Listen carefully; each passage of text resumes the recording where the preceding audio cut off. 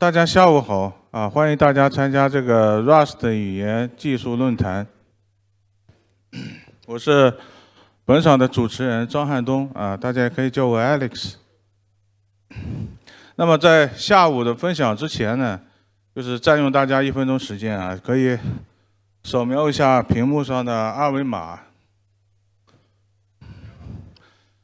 这个可以进群交流互动，大家可以扫描一下。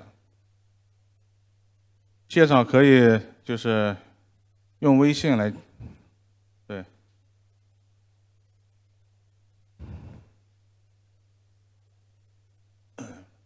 然后再扫描一下那个，就是再换下一个。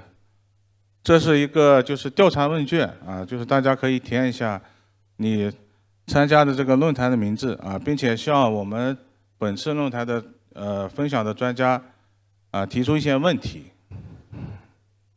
对，大家扫描一下这个问题呢，会放到明天晚上有一个圆桌论坛可以集体就是一起统一的去讨论。这个大家也可以拍个照等那个后面有问题的时候再可以填拍个照。OK。那么今天下午呢，就是我们 Rust 语言技术论坛给大家带来4场精彩的分享，内容涵盖了如何提升 Rust 编译器的编译速度如何为这个 Rust 语言做贡献，以及红 2.0 的一些进展，包括大家最关心的问题Rust 的 ABI 到底何时才能稳定？那么接下来就由尼克拉斯博士，然后带来下午第1场分享，提升 Rust 代码速度提升 Rust 的编译器速度的7年经验之谈我先来介绍一下尼古拉斯博士。他是一位经验丰富的软件工程师和团队领导者，他擅长性能优化和内存效率。他曾在 Future 为 Apple 和 Mozilla 等公司做出重大贡献，改进了 Rust 的编译器 Firefox 和 PDF.js 等项目。他作为一名专业的 Profile 开发人员和这个代码的就是精炼人员，他还领导了 Project Candle 和 MapShrink 等重要项目。尼克劳斯博士呢，因其博士学位课题 Vagrant 的研究获得了 PLDI 最具影响力论文奖。他还是一位充满了热情的教育家他以这个 Rust Performance Book 这本是那个开源的 Rust 性能之书以及大量的这个博文，他写过如何用 Rust 构建操作系统。那么他把他的多才多艺都延伸到了各种项目里，比如功率估算以及 OSX 的深度挖掘。说到这个 Rust 的编译时间呢，就是从 Rust 语言诞生开始，一直是为人诟病。正好是有尼古拉斯博士这样的人，默默地为这个 Rust 的编译器做出贡献，可以让这个 Rust 语言的短板不再成为短板我想这个应该是对 Rust 语言的一个真爱。好接下来我们把时间交给尼古拉斯博士本次分享预计时间是1个小时，请大家鼓掌欢迎尼古拉斯博士上台。Welcome。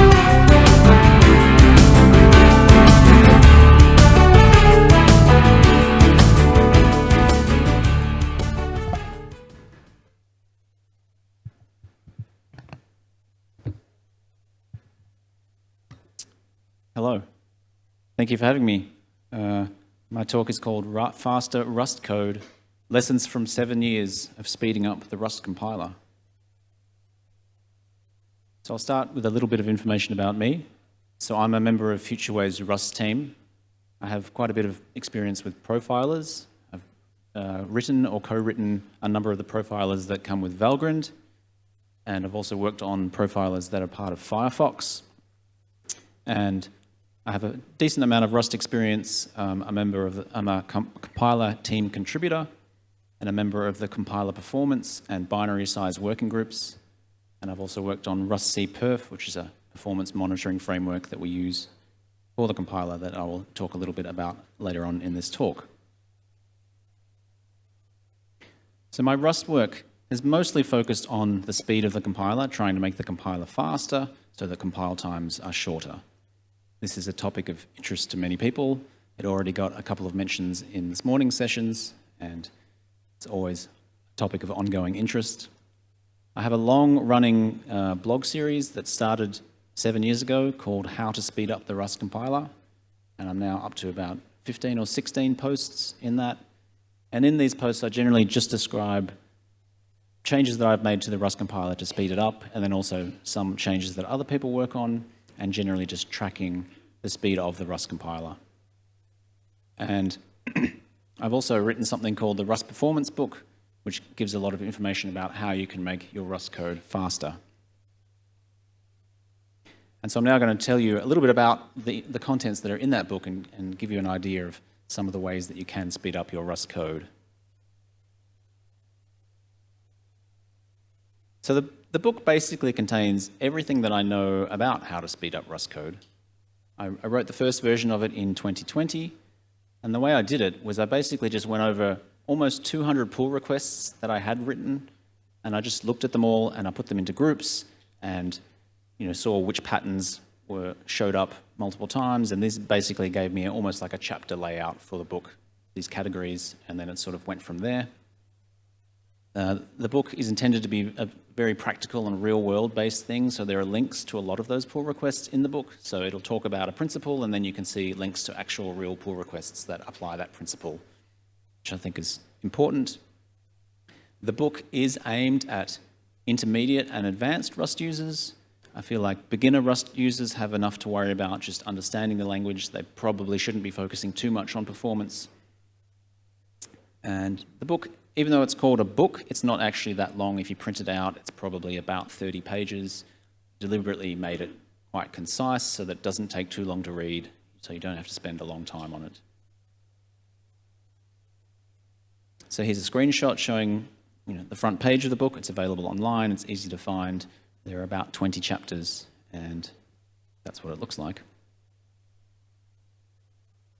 And so the first topic that the book covers is that of benchmarking. And the idea basically with benchmarking is to compare the speed of two programs that do the same thing. And so you might do this with something like, say, compare the speed of Firefox and the speed of Safari doing some web browser task. And that's where you have two very different programs doing the same thing. But for what I'm talking about, it's more interesting to compare two very slightly different versions of the same program. So you might have revision 1, 2, 3, 4 of your program, and then revision 1, 2, 3, 5, and then you want to compare them, and that can answer the question, how did revision 1, 2, 3, 5 affect performance? And there are a number of aspects to consider when you're thinking about benchmarking. There are things like, what workloads are you using? So what inputs do you have? How are you going to measure it? What tools are you going to use to measure it? Which metrics are you going to measure? And then how do you aggregate multiple measurements together?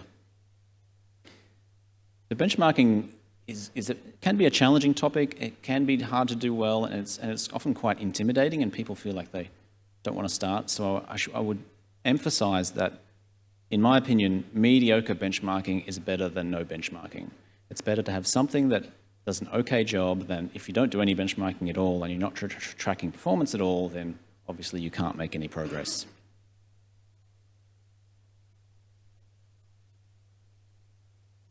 Now, when it comes to speeding up Rust code, there's a number of things that you can do without even changing the code itself at all, and that involves changing the build configuration.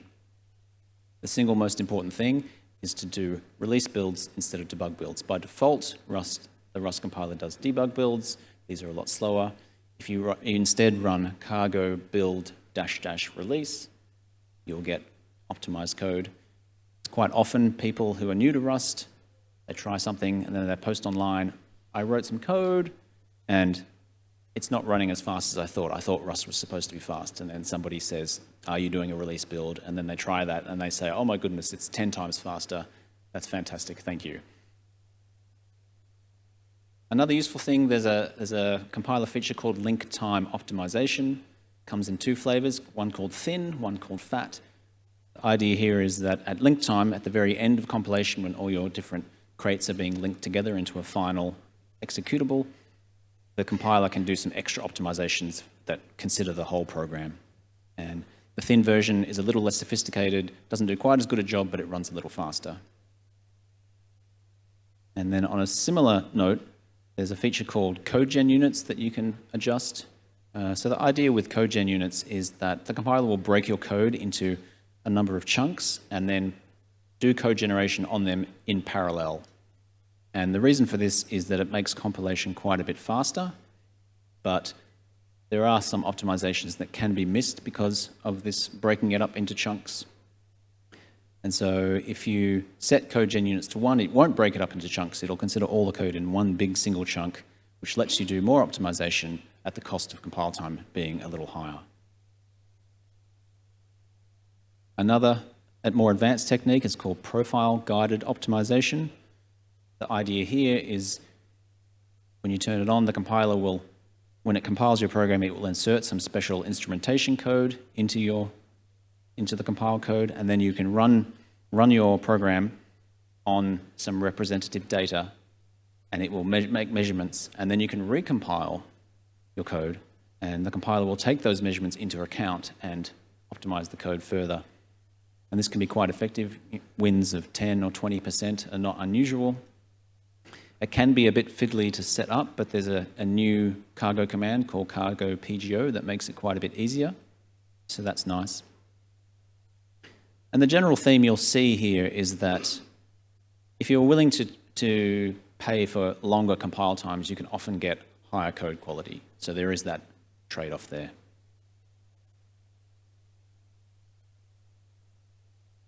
Now, if we want to actually change our Rust code to make it faster, we need to understand which parts we should change. So the idea here is you need to use profiling to find the hot code that is worth optimizing. Now, there are many profilers available. Each one has its strengths and weaknesses. You may have ones that you particularly like using. That's good. You can see here is a list of profilers that are known to have been used on Rust code successfully. Some things like perf, some of the Valgrind profilers, and so on. And one very important thing to know about if you are going to use a profiler is in your cargo.toml file, you should set debug equals 1, and that will enable debug info.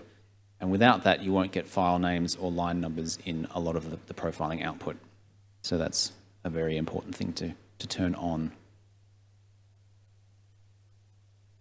Now, moving on to the actual changes that you can make to your code. A good first example is inlining. Rust has 3 different annotations you can put on a file to say whether it should or should not be inlined. And the idea with inlining is if you have a hot function, particularly a small one that is called a lot, then the cost of entering and exiting that function will be significant. And if you inline the code into the call sites, then you won't have to pay those entry and exit costs. And it can also facilitate some extra optimizations as well. And so you can often get wins of 1, 2, 3% with inlining. It's pretty easy, but then the question becomes, so how do I know which functions I should inline? And so I like to use a profiler called cachegrind. There's an example here showing what cachegrind's output looks like. On the left-hand side, you can see some counts, and these are the numbers of instructions that were executed at runtime for each of these lines of code.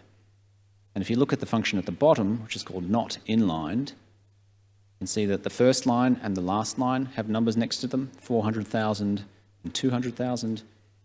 And that shows that how many instructions were executed entering and exiting that function. And you can see the number is quite high. It's similar to the numbers inside the function. And then we have an equivalent function above it, which is inlined. It doesn't have those counts on the first line and the last line, so you can see, that function has been inlined.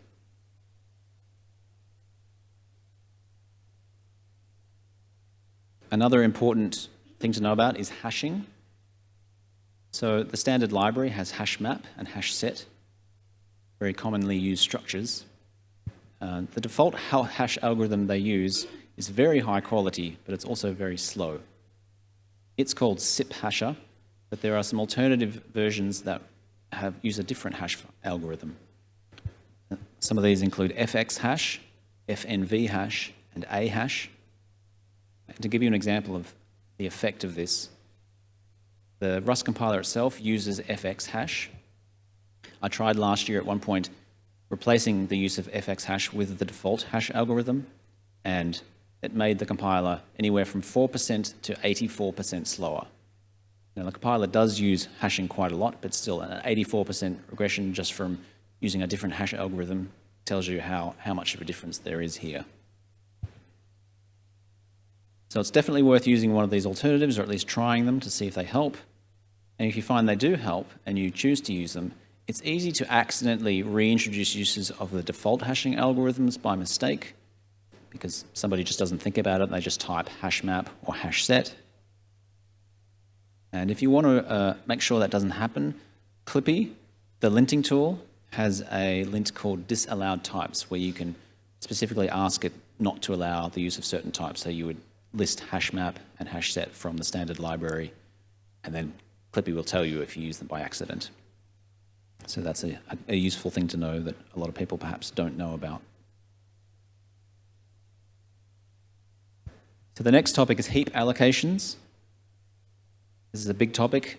Heap allocations are relatively slow. You want to avoid doing lots and lots of allocations and deallocations. So the profiler that I like to use the most for understanding where allocations happen in your program is called dhat. It's one of the Valgrind profilers. And then you need to work on these, you need to understand where in Rust code do allocations happen. And so there are some straightforward cases like box and RC and arc that all involve heap allocating a single value on the heap. Then the next sort of obvious case, and a very important one, is vec, which is when you're allocating multiple objects, multiple elements on the heap. And vec always has one allocation and all the elements are in a row next to each other. And if it fills up, it will then reallocate those. And the sequence that it uses when it grows is roughly a doubling strategy. It sort of goes 4, 8, 16, 32, and so on elements. And so it's kind of useful to understand that, the way that works. If you have lots of short vectors, there might be a place in your code that is very hot and it allocates a lot of vectors that maybe have 1 or 2 elements. And there's a good way to avoid those. There's a crate called smallvec, and it has a type in it, also called smallvec, and in that you can create a vector that has a certain number of elements stored in line in the header structure that avoids the heap allocation. And so, for example, if you have 1 or 2 elements, they would be stored there, and then if it grew beyond that, then it would spill those elements onto the heap. But if most of the cases involve only 1 or 2 elements, then you will avoid allocating in those cases. So that's a technique that we've used quite a lot in the compiler. And then in a similar fashion, if you know in advance the minimum or exact length of a vector and it's reasonably large, you can use functions like with capacity reserve or reserve exact to immediately jump to the right capacity for your vector. And this can be more useful than allocating 4 and then allocating 8 and then 16 and then so on. That can save quite a bit of time. So clone will do heap allocations if the type that you are cloning itself involves heap allocations. So for example, if you clone a vec, because vec is a heap allocated type, the result will obviously be heap allocated. The format macro also involves heap allocations because it's producing strings, and strings are a heap allocated type. When it comes to avoiding heap allocations, there's a standard library type called cow, which is short for copy on write. This can be quite useful. It's very good. One situation it's good is if you have a mixture of owned and borrowed data. For example, you might have strings and then static string slices, and you want to have sometimes use one and sometimes use the other. You can use cow, and it acts a little bit like a wrapper around both types. So that can be useful. Cow is also good if you have immutable data that sometimes needs to be modified. So sometimes you can make a copy of it to modify, but then a lot of the times you won't make it. So Cow, it takes a little bit of practice to get used to using Cow and understanding it sometimes, but it can be quite effective once you get that understanding. And then by default, Rust uses the system allocator, but the system allocator is generally not as fast as some alternative allocators. So two well-known ones are jemalloc and mimalloc. So in the compiler itself, we use jemalloc, and that is quite a bit faster, and I think that makes the compiler something like 10% faster just by using jemalloc. And it's fairly straightforward in Rust to switch the allocator. There's just a couple of lines you put at the top of your program, and then it's done. And then, so this slide, just to finish the heap allocations section, this is called the Rust Container Cheat Sheet by Rafe Levine. It's a very good summary of how various common types are laid out in memory. So types like box and vec, references, reference counter types, mutex, and so on. It's a lot to take in, and I'm not going to go through it in a lot of detail, but yes, this is a good slide. If you want to take a photo of any one slide in this talk, I would recommend this one. It's really good, or you can look it up online.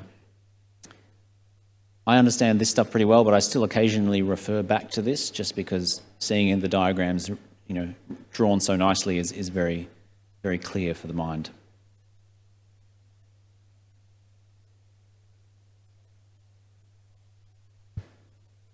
When it comes to the amount of memory your program uses, sometimes you want to reduce that because it's using too much. And so understanding the sizes of the various types in your program is important. Now, the nightly build of the compiler has a flag called -z print type sizes, which is extremely useful for this purpose. If you run with that, the compiler will print out information about every one of the types used by your program. It'll tell you how big it is and all the information about the layout of the fields and alignment of the fields and so on. And it gives you a lot of information, and you get a really good picture of how exactly that is laid out. And then you might find some surprises. You might find some types that are perhaps bigger than you expected. And then the question becomes, well, how can I shrink those? So one case that's quite common is sometimes you might have an enum, and one of the variants is a lot bigger than all the other variants. So this example I have on the slide, we've got a result type which has two variants, one for the OK case and one for the error case. And perhaps in the OK case, you might have a small type like U32, which is only 4 bytes, but then you might have a very large error type for the error case. And that might be, say, 100 bytes. And in that case, the overall result type will then itself be 100 bytes or more. And in this case, that error case is probably fairly rare. And so a good way to fix this is you can then just wrap that error type in a box, which means that in the result itself, you only store a pointer, and then the error itself is on the heap, and then the resulting type will then only be quite small. Another good way to shrink some types is sometimes if you have integers, you can shrink them. So in Rust, usize is the natural type to use for indexing into arrays and things like that, vectors.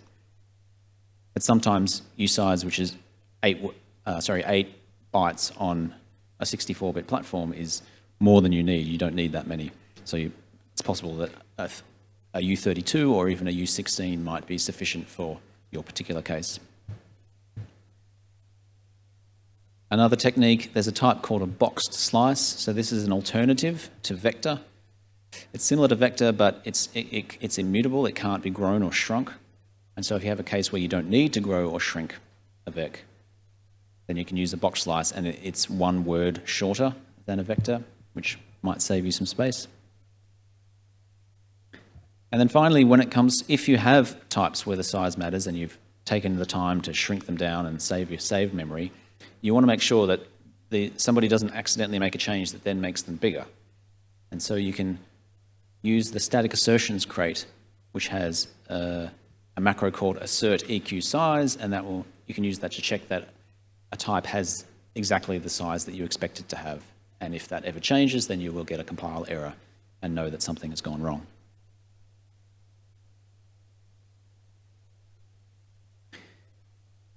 So when it comes to standard library types, there's some obscure methods that can occasionally make a big difference, and so there's some things that are worth knowing. So if you want to remove an item from a vector, the obvious way to do it is with the remove method. But the way that works is, imagine you remove an element from the middle of a vector, then you pull that out, and then all the elements above that need to be shuffled down, and that takes time. So if the order of the elements doesn't matter, instead you can use a method called swap remove, and it will remove an item from the middle and then take the last item and move just that and replace that. And so that will change deletion removal from an order n operation to an order 1 operation, which can be helpful. Another good example is some of the common types like vec and string and hashmap and hashset have a method called retain. If you need to remove multiple elements at once from these types, using retain can be a lot faster than if you have to try and remove them one at a time. And then finally, RC and arc have a method called make mute. This one's a little tricky to understand, but once you do understand it, it can be very useful. So the idea here is if you need to modify the value, you can use make mute to get a mutable reference through which you can modify the value. And if the ref count for this type is just 1, it will let you modify it directly. If the ref count is more than 1, then it will clone the value, and then you can modify that. So that occasionally can produce quite drastic improvements. Next is input and output. So the two things to know about here are locking and buffering. So when it comes to locking, for example, the print line macro, which is very commonly used, it locks standard output on every call. So every call to print line, you lock standard output, you do the writing, and then you unlock it. So if you have a lot of print line calls in quick succession, you'll be doing a lot of locking and unlocking. So instead you can just call the lock method to lock it, then you do all your print calls, and then you can unlock it. And that can help. And then for buffering, so file I/O is unbuffered by default in Rust, but it's very easy to make it buffered. So for example, in the case of writing, you can just wrap the relevant type in a buff writer, and this is a big win, because if you have unbuffered I/O, every time you are writing to, say, a file or a network socket, you're having to do a system call. That's relatively slow. And with buffered output, it gathers up a lot of these writes into one and then occasionally does the system call. And so that is good for cases where you are doing a lot of frequent small read and write operations. A couple of things about logging and debugging. So for logging, you shouldn't compute an expensive value and then decide, do I need to log it? Oh, perhaps not. This might seem kind of obvious, but it's surprisingly common. There have been a few cases in the Rust compiler itself where just change it so don't compute this expensive thing if you're not going to print it out. Then for assertions, there's two kinds of assertions, and it's worth being aware of the differences. So the assert macro always runs. Then there's an alternative called debug assert, and that only runs in debug builds. So if you have an assertion on a hot path and it's not critical to the safety of your code, then debug assert might be a good choice. So binary size is another topic of interest. There are a few different things you can do to make your binaries smaller. One is you can choose to strip them, and that removes all the debug info and symbols from the binary. I've seen cases for small programs where this made them 10 times smaller than they would have been with the debug info and the symbols. Another thing you can do is set the optimization level to Z, which tells the compiler, please optimize for compile size. Another thing is you can set panic to abort, And this means that if your program panics, instead of unwinding the stack and printing out a backtrace, it will just immediately abort. And so this way you don't have to include all the unwind machinery, which can make things a lot larger. And this won't be appropriate for every program, but it's appropriate in some cases. So that's 3 different things that you can do. There are quite a few more. There's a repository on GitHub that's called min-sized Rust. It has a lot of good information about reducing the size of binaries. So please check that out if it's a topic of interest to you. If you want to reduce compile times, there's a couple of key things you can do. One is to use a different linker to the default.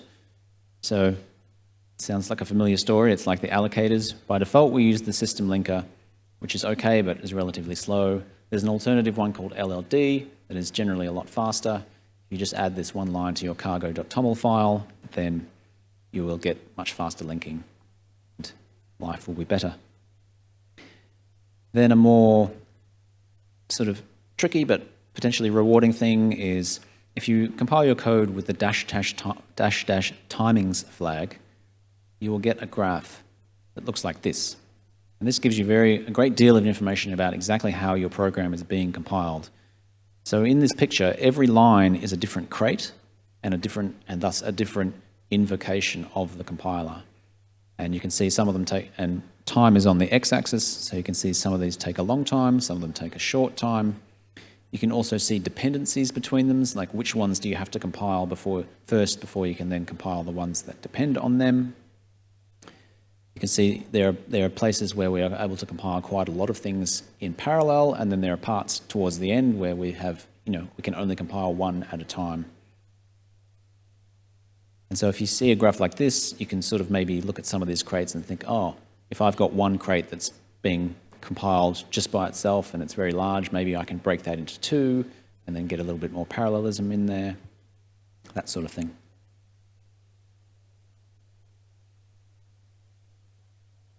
Okay, so that's a lot of stuff from the book. There are a few more chapters in the performance book. These cover things like bounds checks and how to eliminate them, wrapper types that can make things more efficient, machine code and parallelism. Please look those up. The book then ends with a number of general tips that aren't necessarily Rust specific, but are still just good to know about when it comes to writing high performance code. And I'll go through some of these now. So the first of these is something that Josh mentioned this morning, which is Rust in general is fast. And particularly if you come from dynamic languages like Python and Ruby, you might find it shockingly fast and not even need to do any of these sort of more advanced techniques to be happy. And likewise, Rust also uses not very much memory. So if you come from language backgrounds like Java and C#, these tend to be quite a lot faster than, say, Python and Ruby, but because they use the garbage collector, they still use a fair amount of memory. And often, if you measure the memory, you'll see this sort of sawtooth pattern where you go up, and then you have a garbage collection, and then you go back down, and then you go up, and then back down. In comparison, Rust tends to use very little memory, and the memory graphs, if you draw them, tend to be much more flat. You don't have these up and down peaks. So that's a good thing about Rust in general. Another point to make is optimized code is often complex. It's more complex than unoptimized code. So you should only optimize code that is hot. That's another topic that Josh mentioned this morning. In general, the biggest wins do tend to come from algorithmic changes and data structure changes, not sort of small, low-level optimizations. But having said that, small optimizations do add up. And so it is really worth looking for both the big wins and the small wins, because they come together well. I mentioned profilers before. I recommend using multiple profilers. If you only use one, you tend to get a certain view on the code. One profiler might be good for finding certain kinds of slownesses, but might overlook some others. So it's good to use multiple. If a profiler tells you that a function is hot, there's a couple of different ways you can improve things. One is to make that function itself faster, and the second way is to call that function less often. Sometimes you can do one, sometimes you can do both Another thing is that fixing silly slowdowns is often easier than making clever speed-ups. I used to feel like maybe, because it's surprisingly how often you might find something and the code is doing something that's kind of stupid and that's making it slow. And I used to feel like if you found one of these things and fixed that, that was somehow less valuable or less valid than making some clever speed up. But now I'm just like, hey, if you get a 5% win, it doesn't matter how you get it. It's just they're all as good as each other. So lazy computation can help. So if you do something only when you need to, rather than doing it up front, that's often a good source of wins. Another good general principle is to check for simple special cases before doing complex general cases. Sometimes those special cases are a lot faster and they might be fairly common. Likewise, if you have repetitive data, sometimes you can do data compression to shrink the amount of data. And here I'm not necessarily talking about general purpose data compression like you would get with an algorithm like GZip. Sometimes you can have your own simple, very simple little custom data compressions where maybe a couple of values are handled specially. Another sort of obvious thing but worth saying is that if you have multiple cases, you're checking for multiple different possibilities. You put the most common one first. That will make things faster. And then finally, when you do write optimized code, explanatory comments are really useful. So to just give you an example, you might say 99% of the time this vector has 0 or 1 elements, so handle those cases first. Just a little comment like that can be really useful to other people reading the code to understand why it might be doing something that looks slightly, not the way you would naturally write the code. All right, so that's enough about sort of these ideas on how to make Rust code faster. Now I'm going to talk about, this is how I go about profiling and optimizing code. And so it's a fairly simple process. So something that I just tend to do, I do this over and over again. So I use a profiler to find hot code, and then I just stare at the code until an idea comes. And this is the hard part, but hopefully the things I talked about earlier in the talk will give you an idea of the kinds of things that you can do.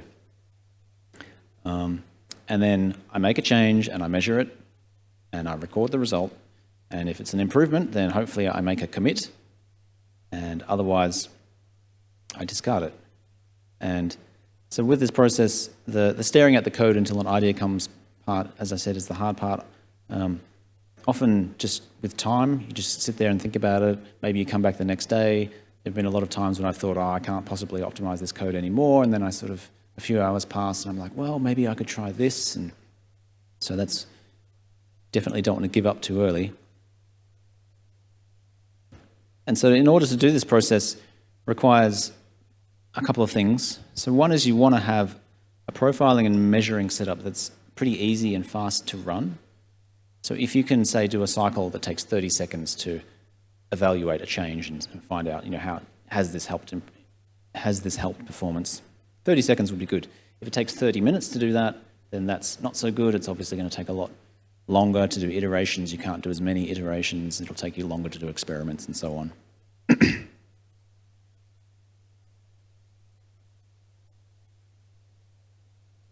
And as I said before, persistence is key. It's not unusual for me to maybe try 15 different ideas for one particular part of code. And if I do 15, I might get 3 speedups, and then 5 things I try cause slowdowns, and then 7 of them have no noticeable performance effect. And so to follow that up is you want to have some reasonably careful record keeping. If I'm trying 15 different things, I need to write those down carefully. Because with that many things, if you don't write them down carefully, if you try to keep a track of it in your head, you're going to start getting confused about what thing did I try? Did this thing speed it up? Did that thing slow it down? It doesn't need to be terribly fancy, but just have some way of recording this. So the end result of this process is hopefully something like this. You have a list of successes and some commits implementing those successful ideas. You have a list of failures. If you're lucky, you have a pull request that will be accepted.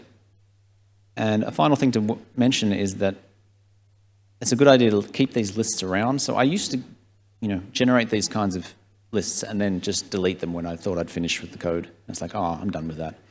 But now I don't do that because often I'll come back to that code 3 months later, 6 months later, and try to remember, oh, did I try that optimization here? I can't remember if I tried that. And then if I have those old notes, I can look at them and find out, oh yes, I did try that and it didn't help, or something like that. So that's a good tip.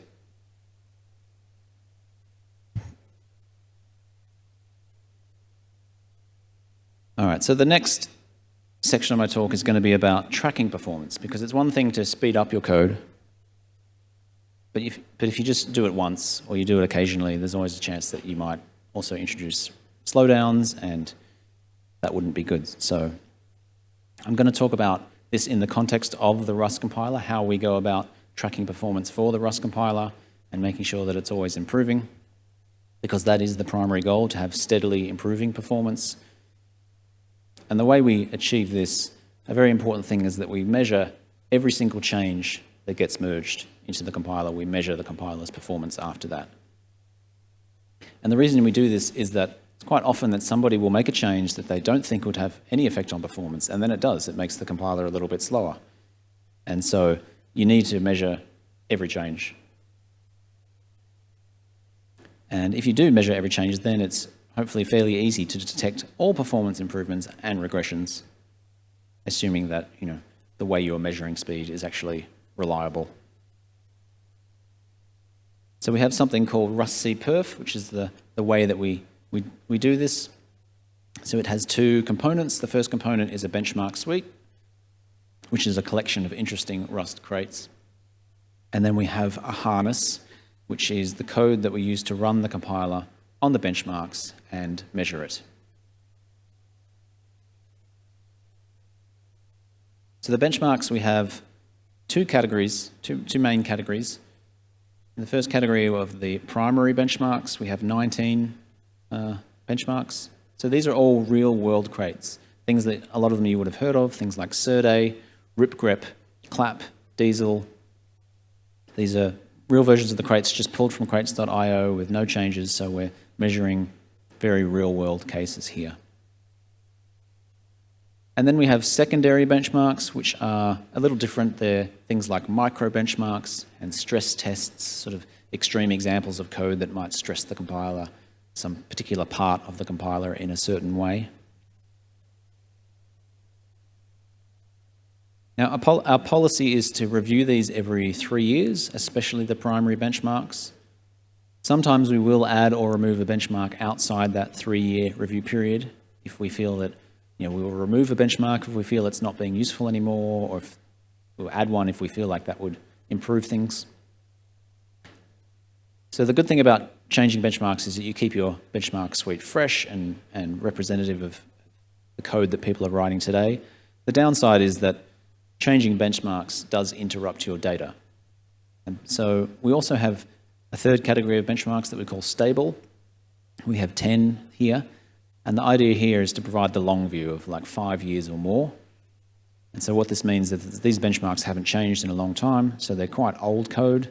They're not necessarily representative of the code that people would write today in Rust, but they do give us that very long data sort of series.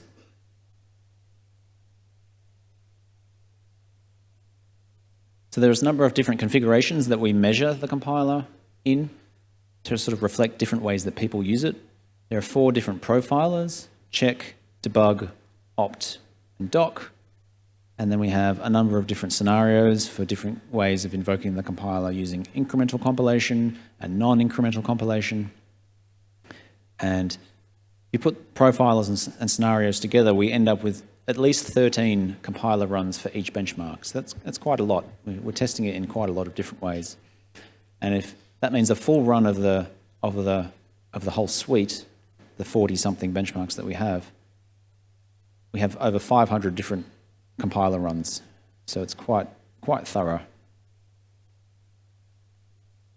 Then there's the question of metrics. What are we measuring? And we have 5 main ones. So the number of instructions that are executed, the wall time, the number of cycles, the peak memory, and the size of the compiled artifacts. So So of these, you might think that wall time was the most important, because wall time, that is what matches a user's perception of how long compile takes. They're thinking about it in terms of this is taking a certain number of seconds. They're not thinking about it in terms of this is taking a lot of cycles. And so wall time would be the ideal metric, except that it tends to have a reasonably high variance. It's not unusual to have 1, 2, 3% variation from run to run, which means that it makes wall time, it's hard to detect small improvements or small regressions when you've got that kind of variance. So instructions executed is probably the metric that we look at the most because it has much less variance. It's not an ideal metric in a number of other ways, but it is very reliable. And when you're comparing two very similar versions of the same program, the number of instructions executed is actually a pretty decent metric. So that's why we use that. In terms of how the measurements are done, we measure them with perf, the standard Linux profiling tool. The results go in a database. You can view that through a website. And so here's an example screenshot from the website. Here we've got 8 different graphs. The top 4 are for one benchmark called cargo-060. The bottom 4 are for a crate called clap 3.1.6. Each of these graphs covers a period of about 6 weeks. And you can see over time that most of the lines are fairly flat. There's a couple of small drops which indicate places where we made small improvements to the amount of compile time. And so that gives you a nice sort of time-based overview.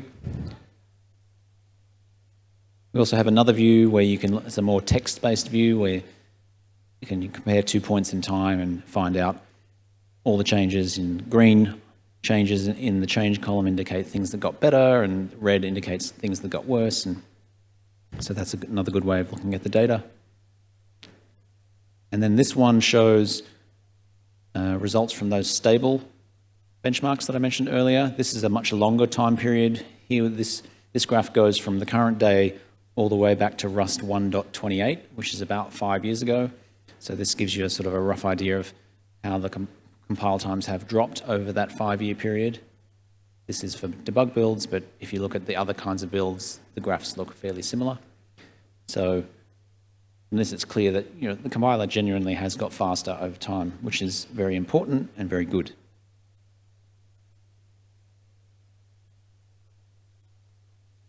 So Rust cperf, as I mentioned, it's run after every merge, and the results from that run get posted into the GitHub pull request automatically by a bot. There is a heuristic that evaluates, did this improve performance or did it regress performance? This heuristic is aware of some differences on a benchmark basis, so some benchmarks are naturally noisier than others, and so you need to be aware of that. The heuristic is also, it's not completely perfect. Sometimes it will make a wrong evaluation, and so we have a kind of a backup step where every week there's a person who goes through and checks through all the results and makes sure that nothing important has been missed. So here's an example of a comment of that sort. So you can see at the top of this it says overall result, improvements, so no action is needed. And then we have a table for the instruction counts, and you can see that the first 2 rows in the table are about regressions, and there were no regressions, so that's good. And then the next 2 rows show improvements, and you can see we had 184 improvements to the primary and 153 to the secondary, and so this was a very good pull request that made a good performance improvement.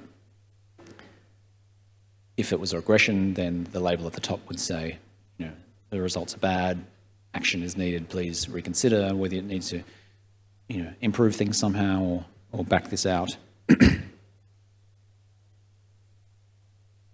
And then finally, so Rust cperf supports profiling as well as benchmarking. You can run the compiler under many different profilers. These include the compiler's own self-profile, profiling infrastructure, perf, cachegrind, dhat, a few others. A variety of different profilers.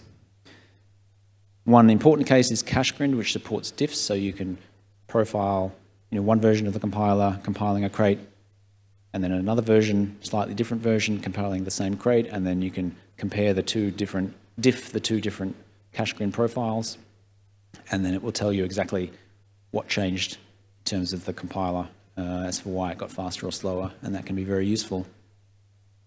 And adding new profilers is fairly easy, and something that we do, anytime a new profiler comes out. So Sampley, the last one on the list, is a fairly new profiler, and so we added support for that, and that's been quite useful. I've used that quite a bit.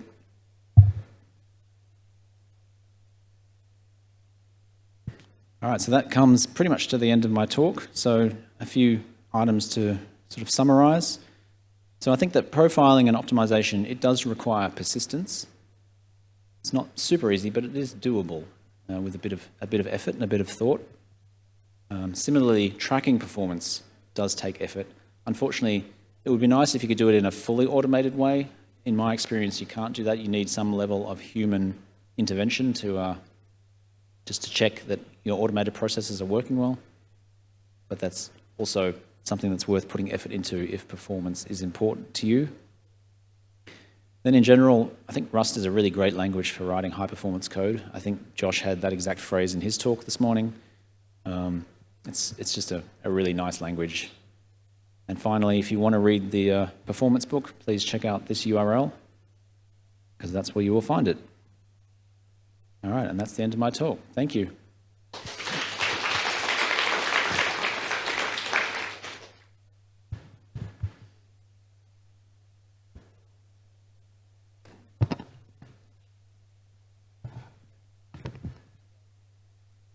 Ask some Questions? Okay, sure.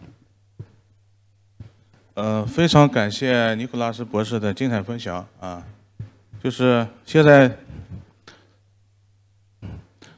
展示一下二维码。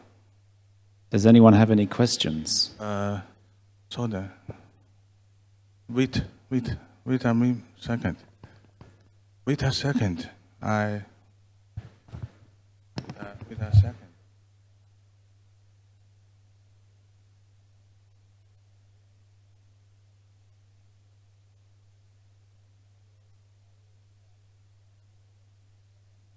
We'll collect some questions. No. You stand there. Okay. I'll wait.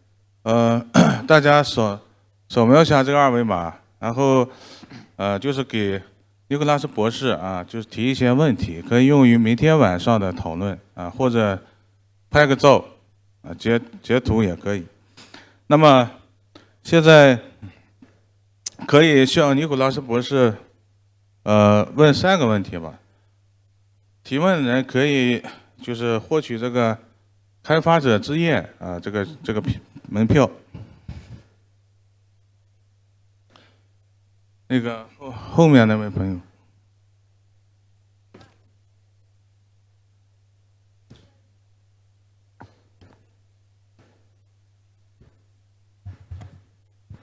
Hello, Dr. Nicholas. I have a question in the field of HPC. Nowadays, as we all know, we use C++ to write CUDA in HPC. What do you think of the future of using Rust in HPC, like rewriting CUDA or CUBLAS? Thank you. So the question is about sort of Rust versus C++ for high-performance code. So I think, like I said, Rust is a great language for writing high-performance code. So I think the future is very, very strong. I used to write C++. I wrote a lot of C++ when I was at Mozilla and working on Firefox, and I don't do that anymore, and I'm very happy to not write C++ anymore. I feel like with C++, the things you don't know about the language can and will hurt you. And with Rust, the things you don't know about the language probably won't hurt you because it's just built from the ground up to be safe and to be reliable and as having worked on Firefox, if you work on sort of a high-profile target, like a web browser or an operating system, and you're writing in code in languages like C and C++, you sort of feel the weight on your shoulders that any mistake you make could cause, some big security problem. And so, and in Rust, when you're writing in Rust, that weight is lifted somewhat, and so that's very nice. So I feel like in terms of performance, the C++ and Rust are often fairly similar, but it's the safety is where that difference really comes in. Okay, thank you. 还有问题没？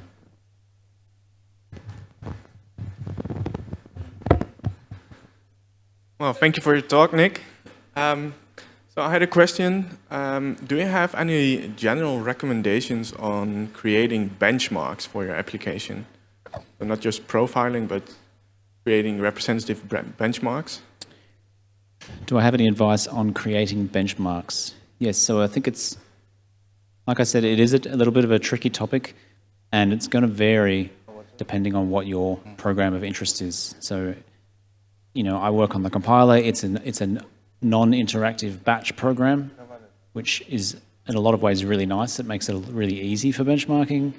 I used to work on Firefox. There it can be a lot more complicated. You've got interactive components, and how you deal with that can be trickier. So it's a little hard to come up with general suggestions. Probably one important thing is you want your workloads to be like representative of real world stuff. So, and this is the kind of thing, if you've ever read Hennessy and Patterson, their book, on computer architecture, they talk a lot about this, like you want to avoid micro benchmarks and little sort of tiny snippets that might, not necessarily be representative. You want to choose benchmarks that represent real world code. So in the world of browsers, there was this benchmark called SunSpider that was very popular for a lot of years and got a lot of attention, and it was full of code that was not really that realistic, and the web browser makers all really focused on that and just optimized those to their nth degree, and it just didn't, and SunSpider got a lot faster, but real code didn't get faster. So I would say just keep a firm focus on the real use cases that will actually match how your users use the software. It's probably the best suggestion. Thank you. OK， 那位朋友，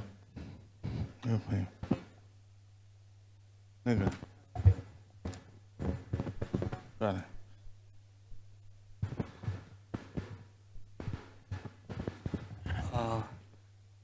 Hi, Nicola. I'm working in the embedded domain, so I want to maybe can you share some general trend, like because you are working in the Rust compiler, so sometimes I feel like because most of the embedded compilers vendors, they are doing their work based on GCC toolchain. So what's the current status of the GCC side of the compiler and maybe even embedded compiler in general, like commercial ones for Rust? So I will admit that embedded is not an area of particular expertise for me, so it's not something I know a great deal about. The one thing that comes to mind is I know that for the embedded case, that binary size is often quite important. Like I've seen, there was a paper last year called Tightening Rust's Belt. That was very good. It talked about this problem and compared some Rust programs to some equivalent C programs, and I think the Rust programs were something like 50% bigger binary size, and investigated reasons for this, and there were a few different reasons. There is a new binary size working group that has just been formed for Rust that is going to focus on this, so hopefully that will improve this situation. Yeah, okay. So that's the thing that I know about the most when it comes to the embedded. I'll search in that direction, and maybe one way to understand that means there might be some opportunities. Yes. Thank you. Thank you.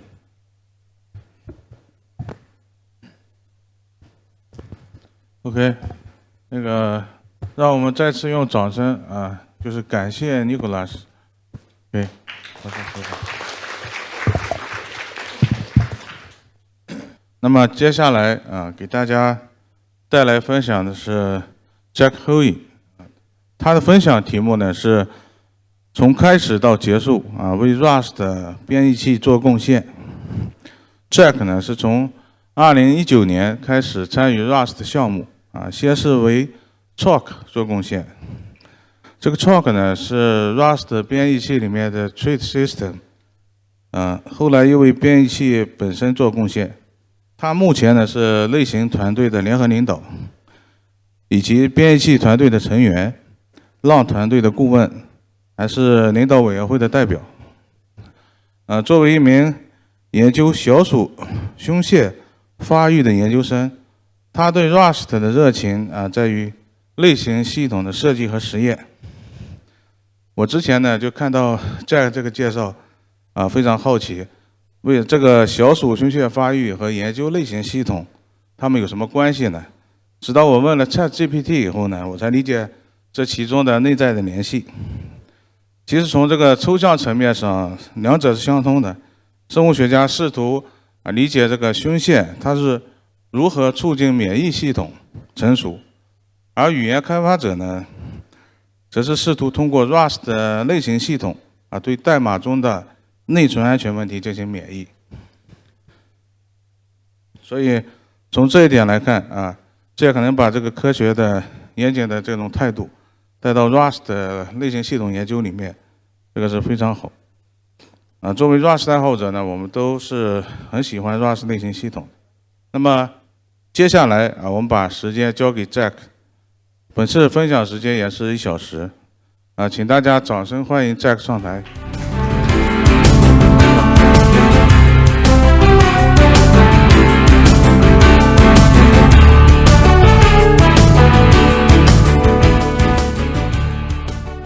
All right, so today I'm going to talk a little bit about contributing to the Rust compiler. So as you've already seen, my biggest fear has come true, and we're having or had some technical difficulties. Most of this talk will be somewhat of a live demo. I don't know if we have really the option, but if you have questions at any point, please speak up and say something. I'd be happy to pause and answer questions. And then, of course, at the end. But a lot of presentations start with an introductory slide of the speaker. But in the spirit of the talk, I'm actually going to avoid this and start with where I started with Rust. And that was actually on Chalk in late 2019. And if you aren't familiar with Chalk, it's or was intended to be a definition of the Rust trait system implemented using this generalized Prolog-like logic solver. And I started off doing a number of general simplifications and fixes to long-standing issues. But over the course of 2020 and really the first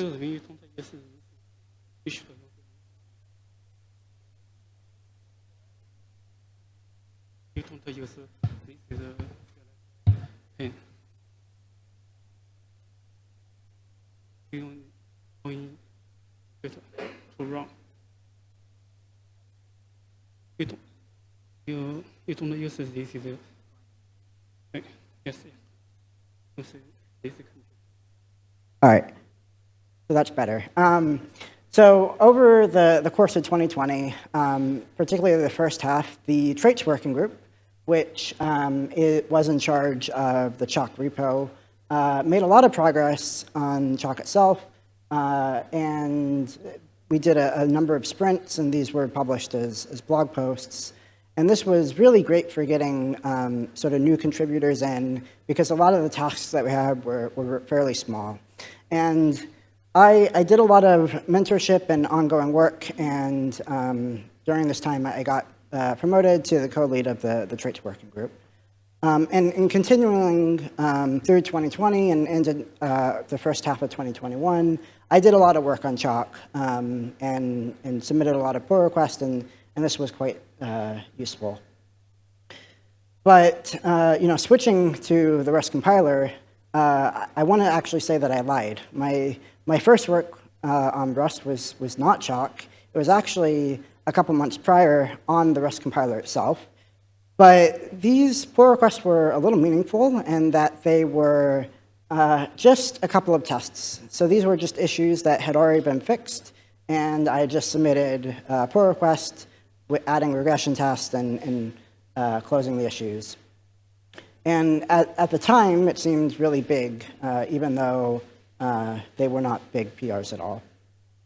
My first significant changes to the compiler were continuing on my work with Chalk and working on the Chalk integration and related work to make the compiler more Chalk-like. And if you sort of look through this list, I don't know if you can see with the podium, but yes, that last PR did take 6 months to get merged, and it got eventually split out into multiple PRs that get merged sort of before this one.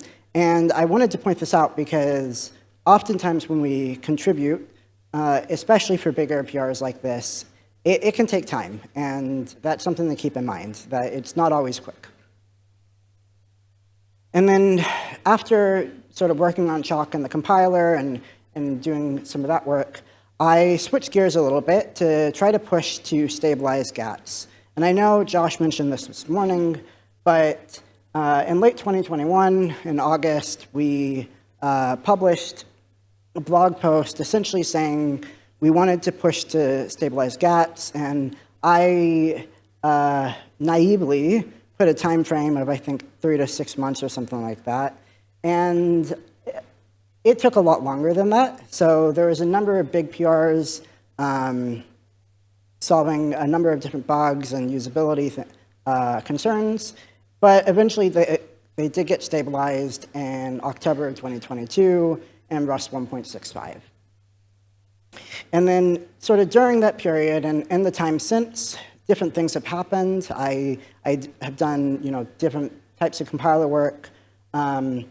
The types team got formed, replacing the traits working group, which is essentially focused on the overall type system. And the Rust Leadership Council was formed, and I'm a Lang team representative. And so while I started off just doing code, my interest and work on the Rust project is sort of varied and diversified. And sort of with that, we're up to now, right? But you might be asking, so what? Why am I telling you about me? I could have just done this in a slide. Well, if you think about it, we came a long ways from that first couple pull requests, where all I did was add a couple tests to fix issues, and it seemed like the biggest thing ever.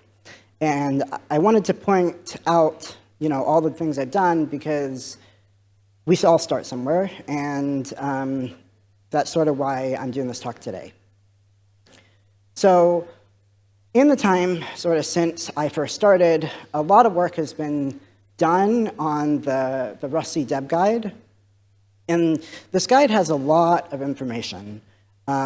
It's sort of divided roughly in 2 parts. The first is information on how to contribute to the compiler, right? So building, testing, what are the different things that you might find when you do contributions. And then the second half is more detailed compiler overview. And I think Nick has a talk on Tuesday where he'll talk a little bit about some general things on the compiler and how it works. But today, this presentation will likely cover a lot of what sort of is here, but I'm hoping I'll also give you some tidbits that you may not find in the Rust Deb guide, but maybe they'll get added after this. So just a couple of prereqs here. So first, I'm assuming that you have Git installed and that you have it set up for GitHub. So importantly, you have to have, if you want to push code, you have to have your SSH keys set up or similar. Second prerequisite is I assume that you have Rust up installed.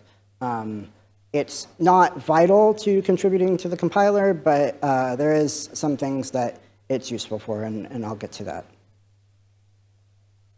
Okay, so now is the fun part, because now it's interactive, and I have to put down the mic.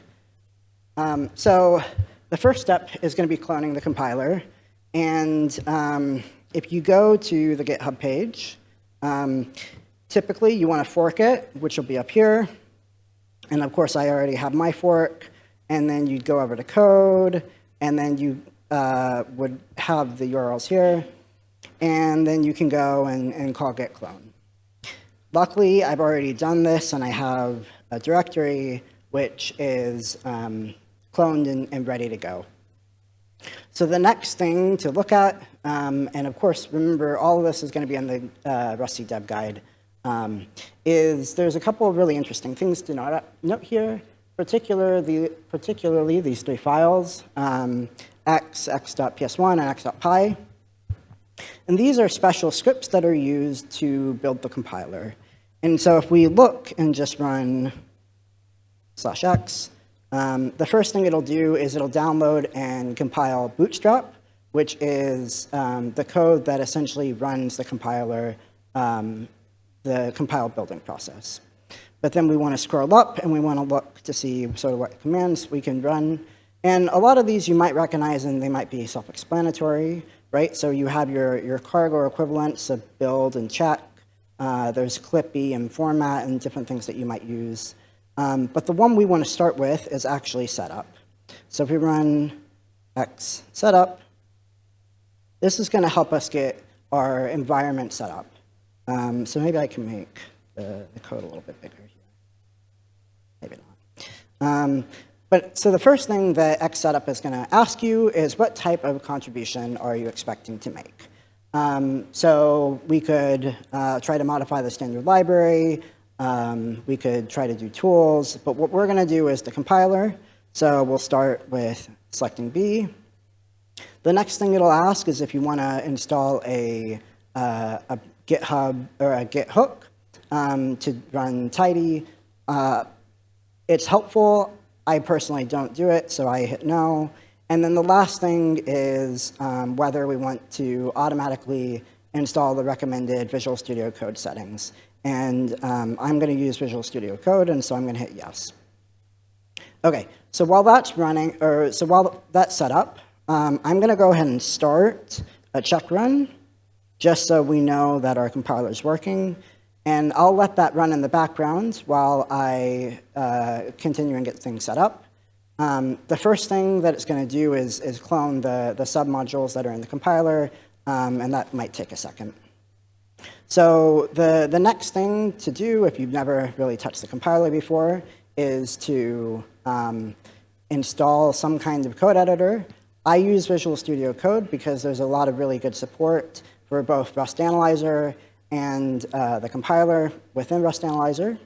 And I'm not going to go into exact details about how you would do that. But once you get it up, you would start up Visual Studio Code. And then the first thing we want to do is install Rust Analyzer, which is going to do your language server completions and give you a more interactive experience. So I go over to extensions, typing with one hand. And then I, of course, already have it installed, but you could select it and add it.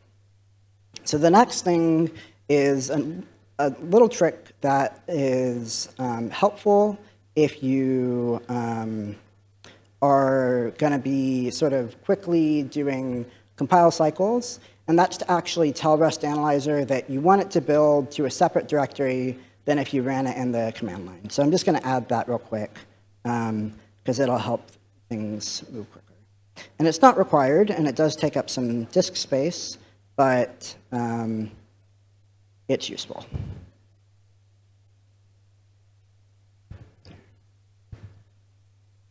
Not a good place to put the mic.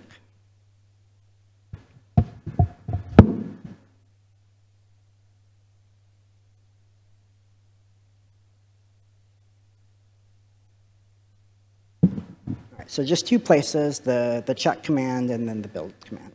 So then we'll just save it, and that's all set up. So now Rust Analyzer is ready to do whatever it needs to do. So we can go back and we can check, and cloning took some time. We'll see if it works. Maybe not. Okay, so next. Give me a second.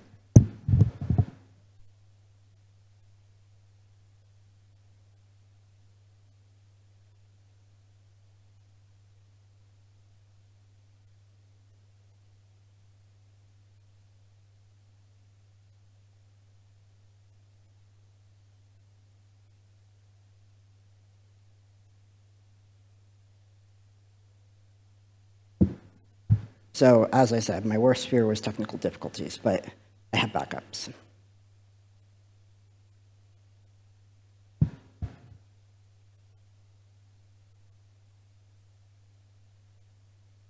So now we can see if expedite check worked. And okay, so now I already downloaded the submodules previously, so it's going to compile it. But we're going to close the terminal and use the one in Visual Studio Code. So I'm just going to do control backtick, and that'll open this terminal down below. And then what we can do next is just run xcheck here. Maybe.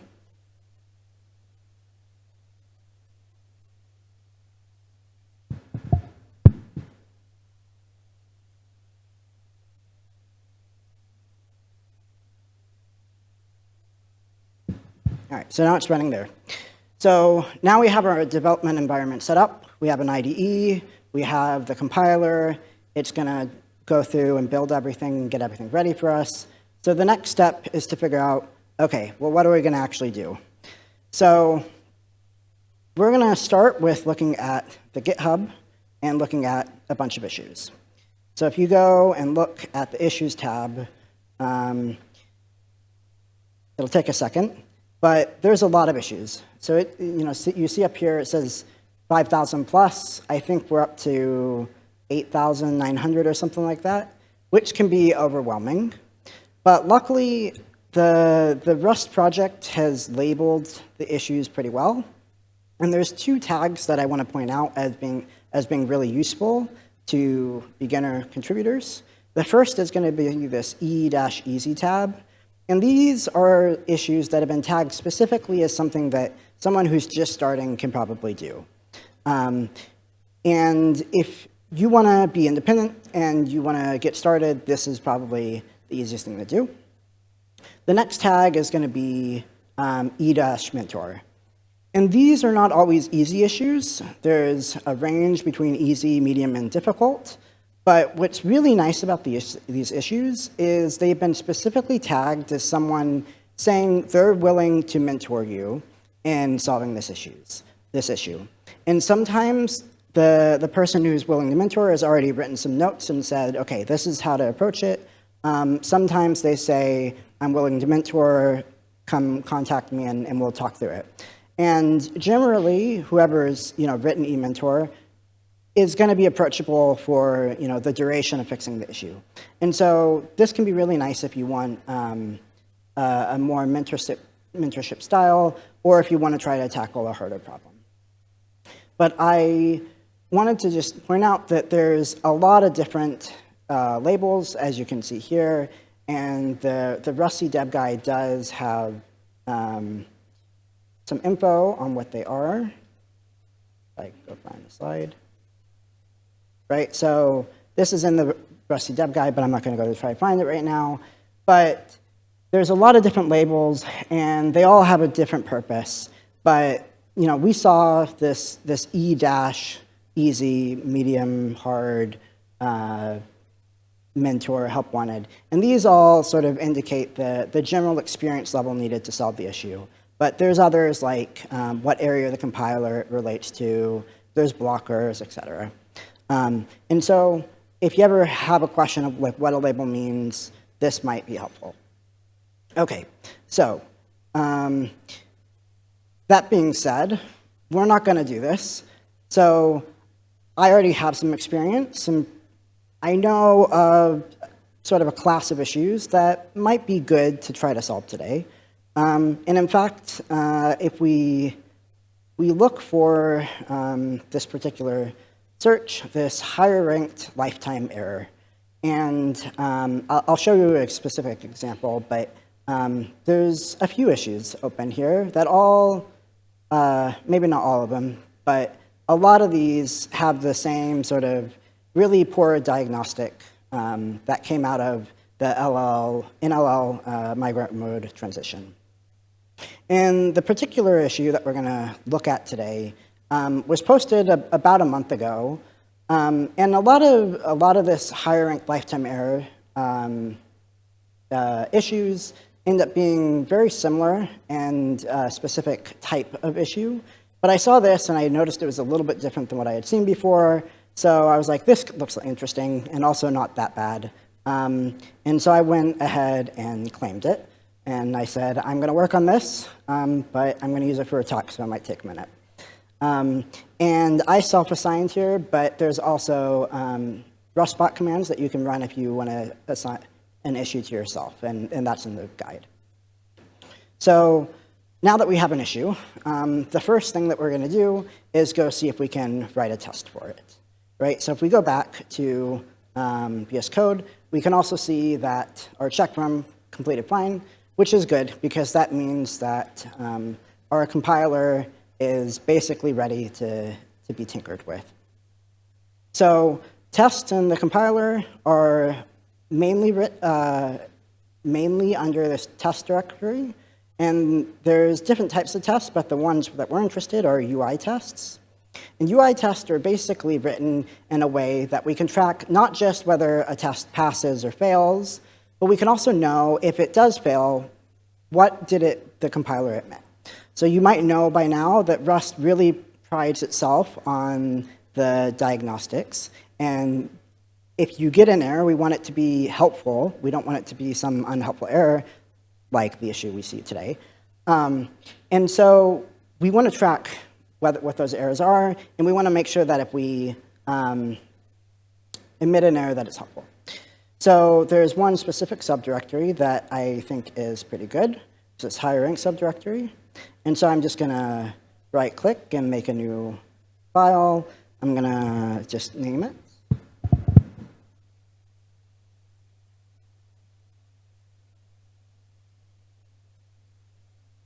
And then I'll just paste in the code.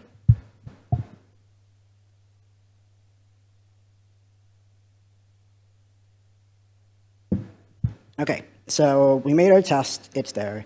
So the next thing we're going to do is tell the compiler to run this test. So for this, we're going to use xtest, and then I'm going to put in the exact test so it doesn't run everything. It just runs this one.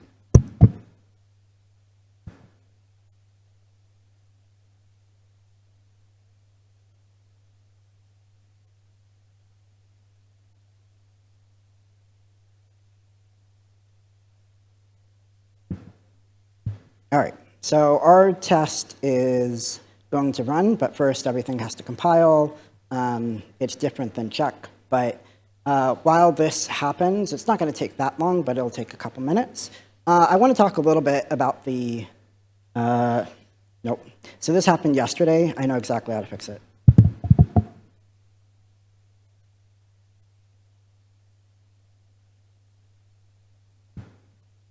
All right, it's going to have to re-download beta, but not a problem. All right, so while we wait for that to happen, I want to talk a little bit about the issue and go into some of the background of it. So this is a relatively recent issue. Like I said, it got posted about a month ago, and it's not going to, it hasn't changed. But oftentimes you'll find an issue, and maybe it's been posted a year, 2 years, multiple years ago, and you want to know if it's still emitting the same diagnostics, if it's compiling, what's changed. So the most useful link is often the Rust playground. A lot of issues will have a link to the playground with that filled out. So if we're just going to come over here, and it's pretty simple. So you just put your code on the left, and then you hit, in this case, run, and it'll try to run it. And in this case, we get the error that we don't like. And this is the latest stable, but we can also do the latest nightly just to make sure it hasn't really changed most recently. It sometimes happens that it does. But this is not entirely useful if you want to know, has this always failed? Has it compiled before? Has it always been the same diagnostic?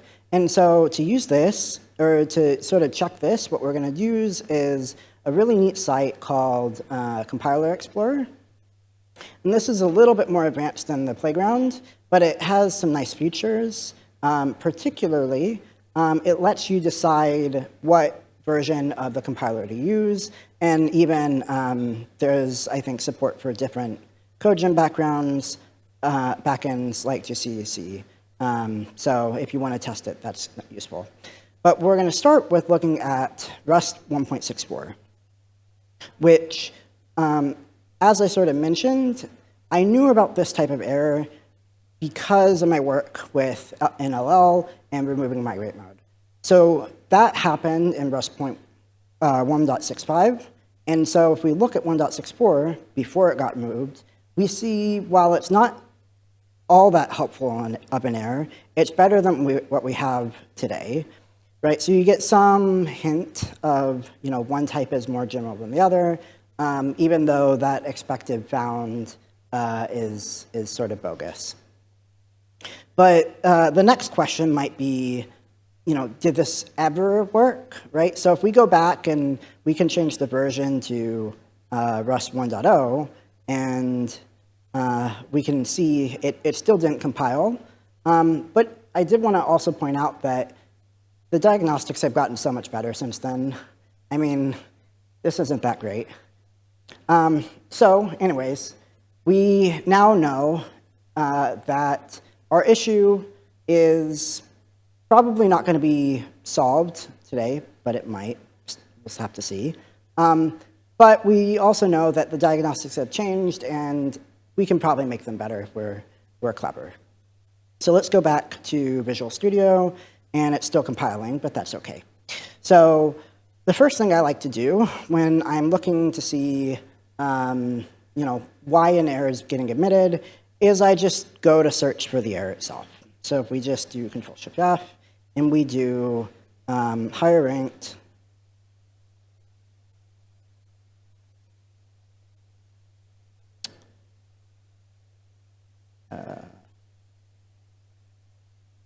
error, right?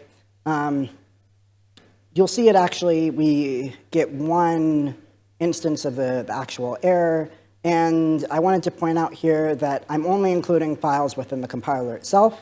So there's actually a couple tests that are currently admitting this that are relatively new from what I've seen. But in the compiler, right, this lifetime, or this error is shows up in one place. And if you look at this, it's not actually a Rust file, right? And I wanted to point out that this is because there's been some recent work to actually translate the diagnostics that the Rust compiler emits. So there's a little bit of misdirection sometimes. But the way these files are set up is you have a set of keys and the diagnostic that gets emitted, and some of them have variables that can be added. But the next thing we're going to do is just take the key and look up where that is. And you'll find that it's in one place, and it actually annotates a struct. And this struct is essentially the error that we're emitting. And I wanted to point out sort of two things here. One is we have a cause field that's annotated with subdiagnostic. And if this is some, it means that there's going to be some extra data that gets emitted. And then we have this primary span, which is where it actually points to when it outputs. So what we can do is we can look to see where we actually construct the struct, and there's 4 places all in the same file. But if you look at these, right, so there's predicate query, normalized query, ascribe user type query, and instantiate opaque type. And I don't want you to worry about the details of what a query is or what this type off info.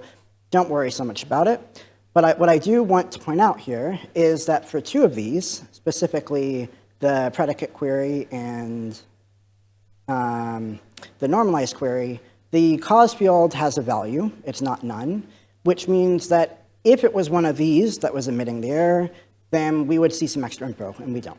So that's an easy and quick way to sort of start to narrow down our choice. But then we look at the other 2, and both of these have none as a cause. So now we have to figure out sort of which one it is. We could go and start doing debugging and figure out where what's getting called, but we can also sort of use a little bit of intuition. And that's looking at what the simple is implementing type op info for. And the second one I want to point out is instantiate opaque type. Now, I know what an opaque type is, but if you were looking at the compiler for the first time and had no idea what this is, you might not know what it is. And so there's different resources, but the first thing that I would do is go to the Rusty Deb Guide, which I already talked about previously, and then I would go up and search opaque type. And if you look, in fact, a bunch of search results pop up, including info really on the side of exactly how the compiler works. But as I was going through this, I actually realized that there's not like a single line that actually says what opaques actually are. You can start to get a little bit of hints, right? So infiltrate makes sense, but could be better. And again, maybe a pull request will make it better. But there are other resources that you can follow. And another one I wanted to point out is actually this chalk book. And we did a lot of work on this when we were contributing a lot to the chalk codebase. And while it has a lot of information on how chalk works, it also has a lot of general information about the Rust trait system and type system, and in general how to think about it in logical terms. But when I was looking around, I saw that there's the second sentence: opaque types are the underlying concept used to implement existential infiltrate in Rust. Okay, so pretty clear. And while it's not super useful for this particular bug, it's good to know that it's a resource. So if we go back to our test, we see no infiltrate here. We also don't see anything where an infiltrate might be, such as an async function. So it's probably not that one. And the only other implementation here that might be emitting this error is this ascribe user type query. And this makes sense because in our test, we're actually sort of annotating what the function call is. So this makes sense. Now, as you can see at the bottom, our test has run. And if we look at the output, it's exactly what we saw in the playground and the compiler explorer, which is good. It means that we ran our compiler and it's matching what we would expect it to. So this is a good place to start. So the next thing that we can do is to start to figure out why this error is getting emitted. So the next thing I'll do is look at fallback error and figure out where it's getting emitted or called. And if you look, they get called from the same function. So this report error function here or here. And there's 2 conditions. First is if this placeholder universe is less than the space universe, and then the other is if the call to nice error is none. And just as an aside here, going back to the presentation, so what exactly is a universe?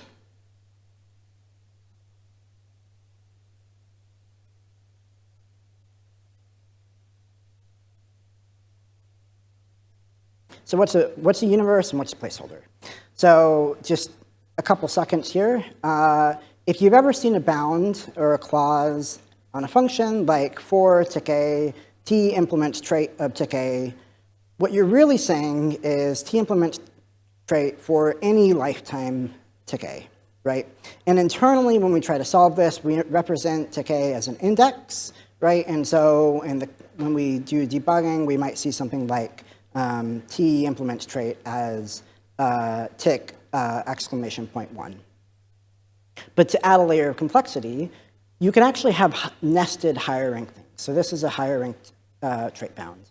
And if you have nested higher rank things, inner types and lifetimes can name outer types and lifetimes, but not the other way around. And so to solve this, each time we instantiate a new for, the types and lifetimes get a new universe index. And so you'll see sort of incrementally index values for placeholders. So sort of going back to our code here, we might ask, well, which of these is actually happening? And for that, what we can do is log the values. And so if you look here, there's already some debug statements, right, for base universe. And then we use tracing. So there's this instrument call that allows, in this case, placeholder, error element, and cause all to be outputted. And then also even down below, we have placeholder region 2. And so to do this, the first thing we're going to do is actually link our Rust up toolchain, or link our compiler as a Rust up toolchain. So to do this, I'm just going to call Rust up toolchain link, and I'll do this and pick up the mic.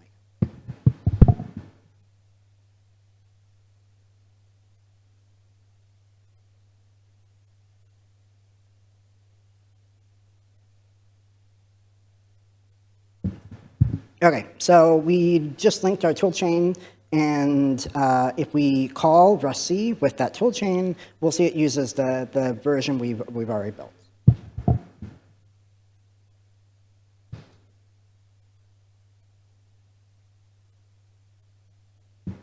All right, so it's using 1.74 dev, right, which is the latest nightly version. So this is good. So the next thing that we're going to do is call rustc and tell it to log the debug captures of this crate.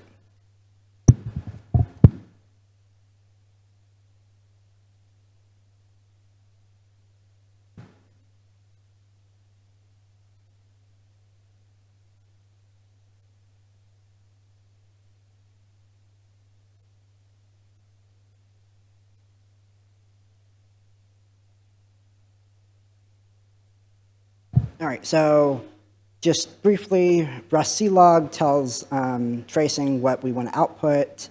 We're calling rustc with the stage 1 GOSIM toolchain that we just linked. We're going to run the specific test file, and then we're going to use bash to redirect our standard out to a log file.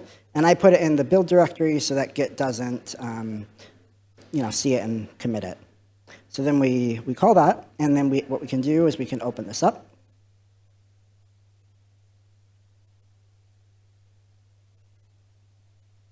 And then we can see if we can find our report error. And we do. And in fact, we only see one, which is going to make things easier. And so now we can start to look around to see what might have happened in terms of this execution. So we see in the report error, we see placeholder with a universe of 2, and then we see our base universe debug with a universe of 0. So if we go back to our code and we look at that first potential output of fallback error, we see that this didn't happen, right? Our placeholder universe is in fact greater than base universe, and so everything's fine. So that means that nice air down here is probably none, right? Well, it has to be none. So let's go figure out why. So if we go and you can use Rust Analyzer to go to the trait, or you can just quickly search. And I know that we want the ascribe user type query implementation, and so we look at nice air. And so the signature for this returns an option, and so we're looking for places that this function might have returned. And there's two here that are worth looking at. The first is this question mark here, which means that if this OK call returns none, the whole function will. But if we go back and look at our log, we actually see that we actually call the next function, this try extract error from fulfill context. So that didn't happen. We know it went on from there. So if we go and look at this, right? Oh, Rust Analyzer is not working. That's fine. I probably mistyped. But anyway, so if we go to this function and we look at this, there's no place here that can return none except the last one. So we go to this function, and there's a few places in this that can return none, but I'm going to tell you, because I've already looked at this, that it's actually just this first bit. And we can even go and look to see why this is returning none. So essentially, what this code is doing is you have this list of region constraints that get added while doing trait solving, and we're trying to find our placeholder in that set of region constraints. And of course, if you go to the log, you can find it here. But I've already made it a little bit pretty so that we can look at it without having problems. So our region constraints, if we look, we're looking to see if we have the placeholder with universe 2. And there's a few with universe 1 and universe 3, but none with 2. And so this confirms what we expected, or might have guessed, in that this is returning none. So at this point, I knew sort of what the idea was, why it might be going wrong. So the next thing that I wanted to do was figure out, okay, well, why is it not showing up in that list of region constraints? So I did what any, compiler or dev that's trying to finish their presentation way too late did, and go and look to see where those region constraints are getting generated. And to gloss over a few details, I went into this function, and I went down here, and I went to this one, and I essentially went down and found a list of predicates that the trait solver was essentially trying to solve. And I, printed out these for you. And there's a couple things that are sort of missing in this, right? So by default, what are called inference variables get printed as underscores. And so a neat little trick is you can call rustc with the -z verbose option, which gives you a little bit more info on what these are. But looking at this, I was like, this is not going to go very well if I continue down this path. So the next thing that I was going to do was figure out, well, okay, where's the air emitted itself? And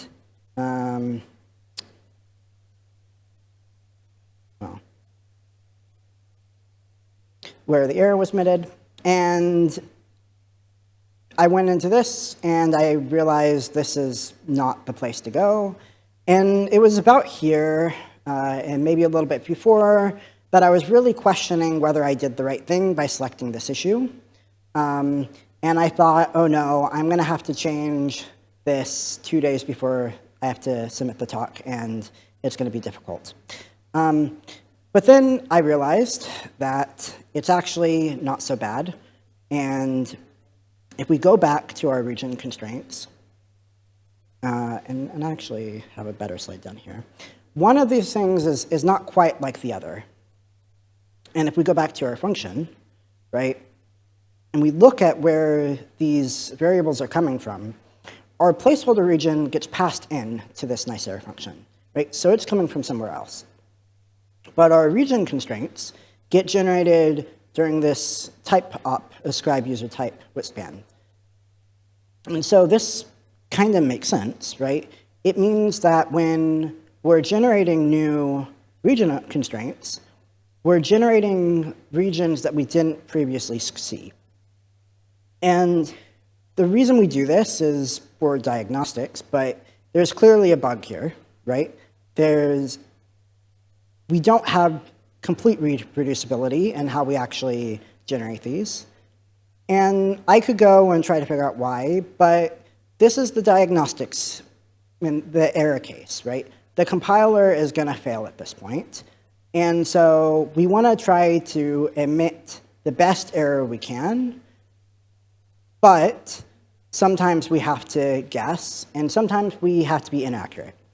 And a bad error that's always emitted is almost always worse than a slightly misleading error that's only sometimes emitted. So what we can do is take a deep breath and hack on a little bit, right? So we already saw that we have very similar region constraints from what we want, right? So we have the same named variable, this underscore variable, but just the universe is different. So if we can be a little bit tricky and a little bit clever, we can actually go and, coming back to this, right? We can try to be a little bit clever, and when we see a placeholder, rather than just checking if the whole type's equal, we can just see if the universe is similar.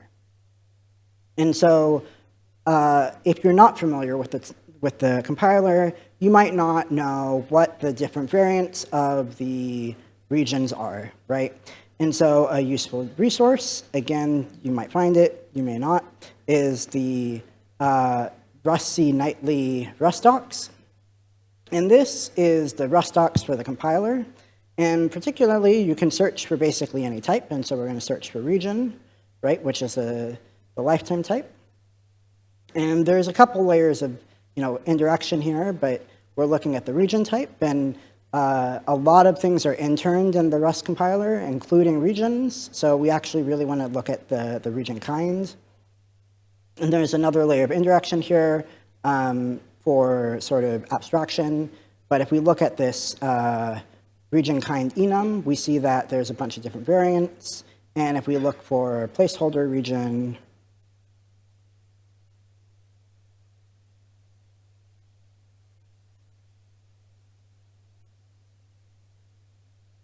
we find that there's a type alias with a placeholder of some region.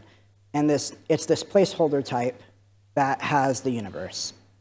And so if we go and we try to, if we want to make this error a little bit better, we can, match on this error and make it better. So what I'll do is I'll actually, in the interest of time, what I'll do is I'll just sort of go through the steps that I took, right?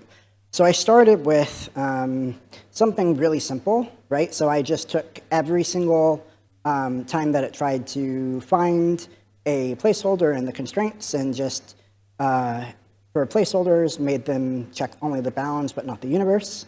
And this sort of worked, right? So we got a very similar diagnostic than we did prior to 1.65, right? So we got the one type is more general error, which is the most useful part of the error. But if we look at all the other tests, we actually see that it changed others, right? And a lot of these were definitely real diagnostic regressions that we didn't want. So the next thing I did was be a little bit more clever, and it first does one pass where it tries to see if there's an exact match, and then if not, then it'll do a little bit more lenient. And this got it down to only one other test that broke. But if you actually look at the test and you look at the output, it's about net neutral in terms of the change, right? So there's some regression in output, some improvement, right? So we get this expected trait send, found trait for to ksend, and then we lose the higher rank lifetime error and get a mismatched types error. So it's mostly net neutral. And if you look at it, it's in a nightly only feature anyway. So we can take the hit.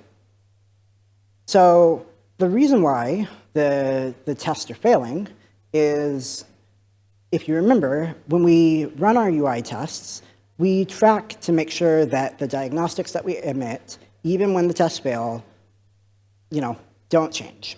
And if we want them to change and we see that it's right, then we need to tell the compiler, yeah, this test is right, we bless it. So the video, I could run the video, but you essentially run these two commands, and it'll replace the expected compiler error with the new one.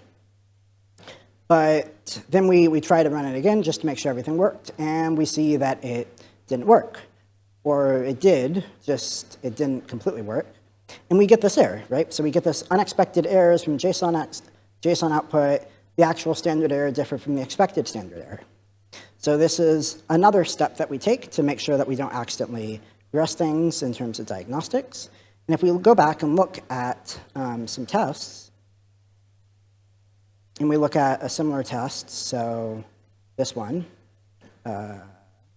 we'll see that when there's an error, we have this little annotation that says, hey, we expected an error here, and we expected this particular error.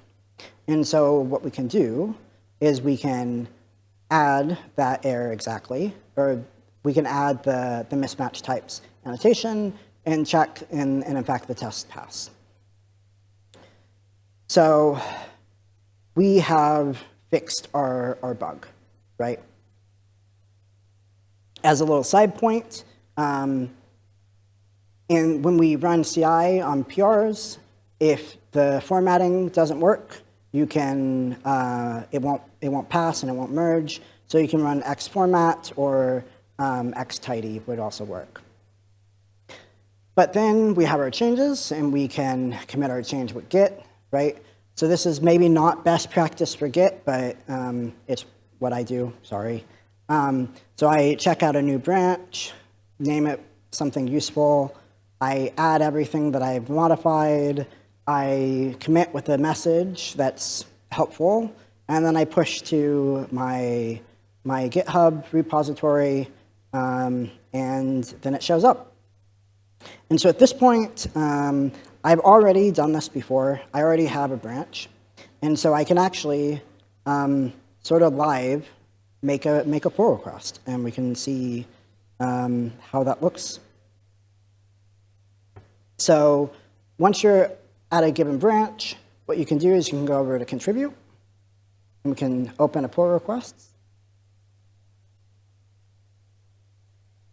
And then let's move this to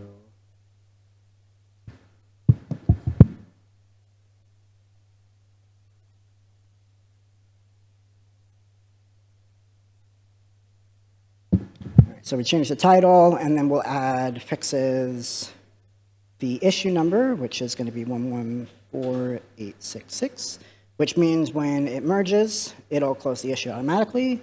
And we'll also add a little note.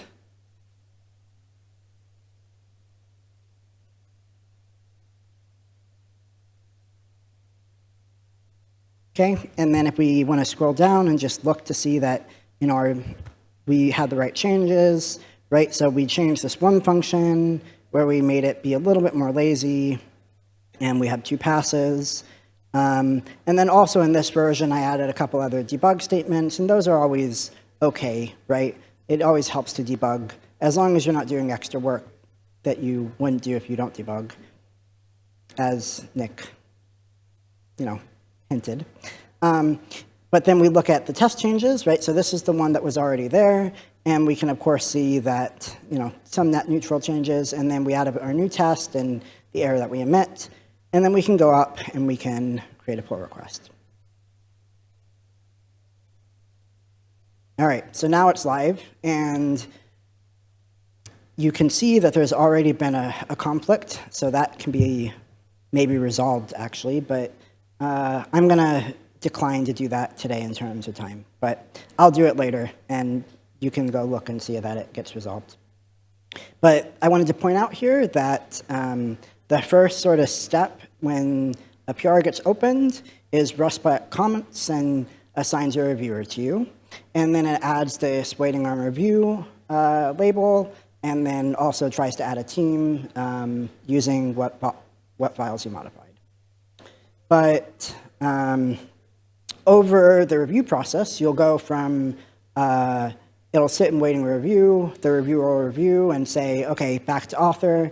And sometimes the cycle will repeat a couple times where you go from review to edits and back and forth. And then eventually it'll be in a state where everything's good. And then it'll change to waiting on Boars. And Boars is our friendly neighborhood bot that ensures that everything that gets merged passes all the CI checks. And then it gets merged, and you have contributed to the Rust compiler. So a couple useful triage bot commands, right? So RustBot already did this when we opened it, but you can do it too if you have a specific reviewer that you think would be best to review your change, or if you have a specific team, you can put the team name. To go between the waiting on review and waiting on author states, you can use the RustBot ready or RustBot author. And then I also figured I include some useful Git changes or Git workflows that, if you've never used Git before, these are quick and easy. So if you need to make a change, you can do git add, git commit, and push. If there's a merge conflict, like there already is, since I think 2 days ago, which is fantastic, you can fetch from the origin. You can rebase, then you will fix your merge conflicts, and then you'll tell Git continue rebasing. You'll fix your merge conflicts again, and you'll repeat until you get through all your commits, and then you can force push, and GitHub will open or update your pull request. And then, yeah. So to sort of finish it off, let's talk a little bit about what if you don't want to work on the compiler, but you want to work on the Rust project. So there's a lot of things that you can do, and maybe I'm in the way, but there's multiple repositories that are not just the Rust repository itself, right? So your favorite tools, Clippy, Rust format, Rust analyzer, cargo. These are all separate repositories that you can contribute to. You can contribute to Rust doc, which is not the compiler itself, but it's in the Rust repository, so you have to go through the same pull request process as if you were submitting to the compiler. If you don't want to do code changes, but you want to still make things better for other contributors, the Rusty Dev Guide is a great place to make additions to. I mean, as you see, I said some things today that might go in, so maybe a good first contribution. But what if you want to contribute to the project, but you don't want to code? Well, I want to point out sort of two groups that are not necessarily coding, but do a tremendous amount of work for the project.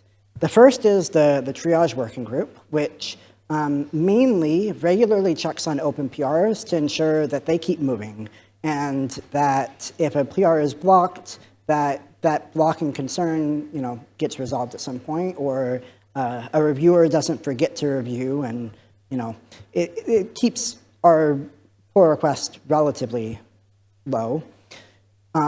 And more recently, they've started going through sort of old issues and closing out dated ones, because as you might see if you go to the repository, we have a lot of issues open, and trying to keep track is hard.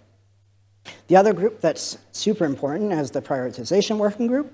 And these essentially make sure that critical or important issues get handled quickly, and they get seen by the right people. So every week we have a compiler team weekly meeting, and the prioritization working group makes the agenda and makes sure that issues get put on it. But what if you don't want to code and you want to try to be innovative? And I just want to say these are a little bit of my thoughts, but it's things I'd love to see. So the first thing is I think the project has a huge gap in project management, right? So it'd be awesome to have someone that can come in and help make sure the features keep moving, that old features aren't forgotten. And the teams that are in charge of these features do sometimes go through them, but it can take a while, and it can be helpful to have someone that, pokes people and checks in on things. The other thing that project management it would be useful for is to help teams keep track of and document decisions, right? So as I said, the compiler team has weekly meetings, but other teams like the types and libs team have regular meetings, and ling team, and having someone to help keep track of decisions could be helpful. The other thing that, there's a few people here that are involved in it is the academic side of Rust, right? And thinking about not just the compiler, but proving out that the trait system works or safety of Rust. And there's been more and more work going on, but I think there's always more that can be done. And so that leaves sort of the final question here. So what do you do after you've contributed? You contribute more. Thanks, and I will take any questions.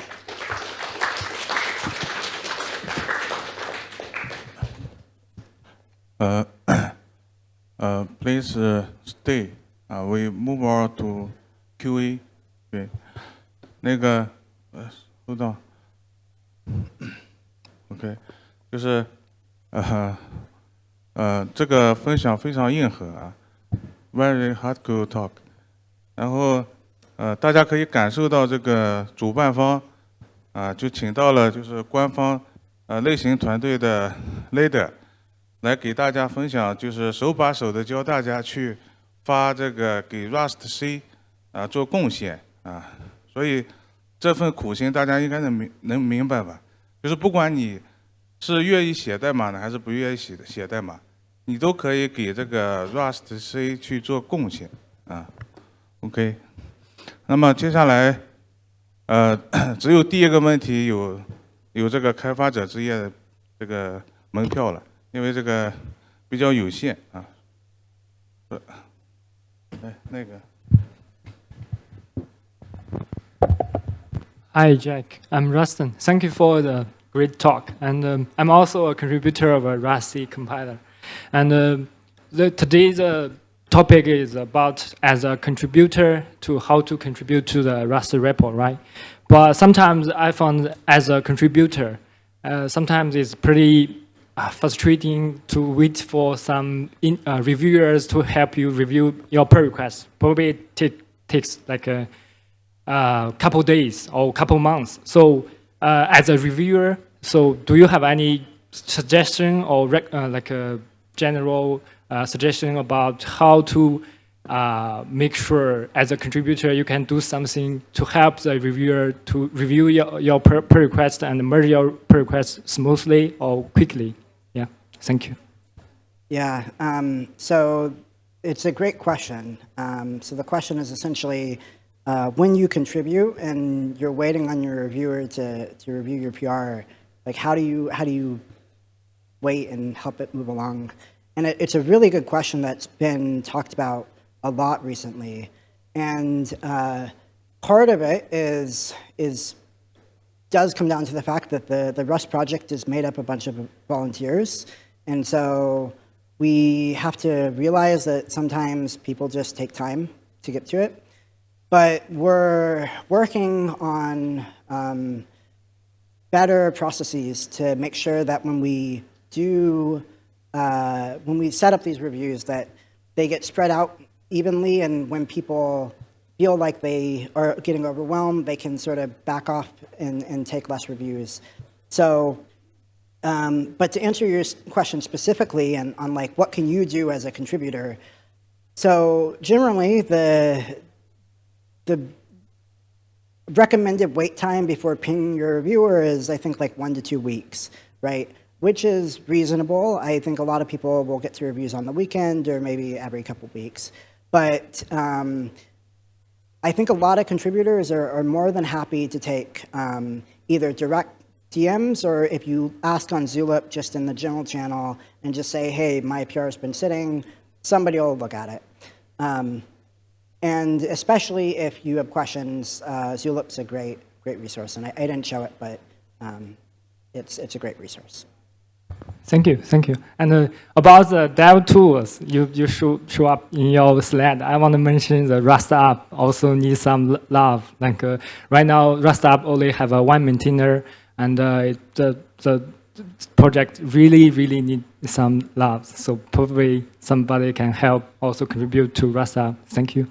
Yeah, I thought about it and I didn't include it. I should have. OK，这位提问者也是那个Cargo 的一个贡献者啊，所以这个开发者职业的门票他应该不需要啊，待会我们可以私下交流啊。那么再给一个机会啊，给另外一个问题，还有没有人问问题？可以，你拿这个门票。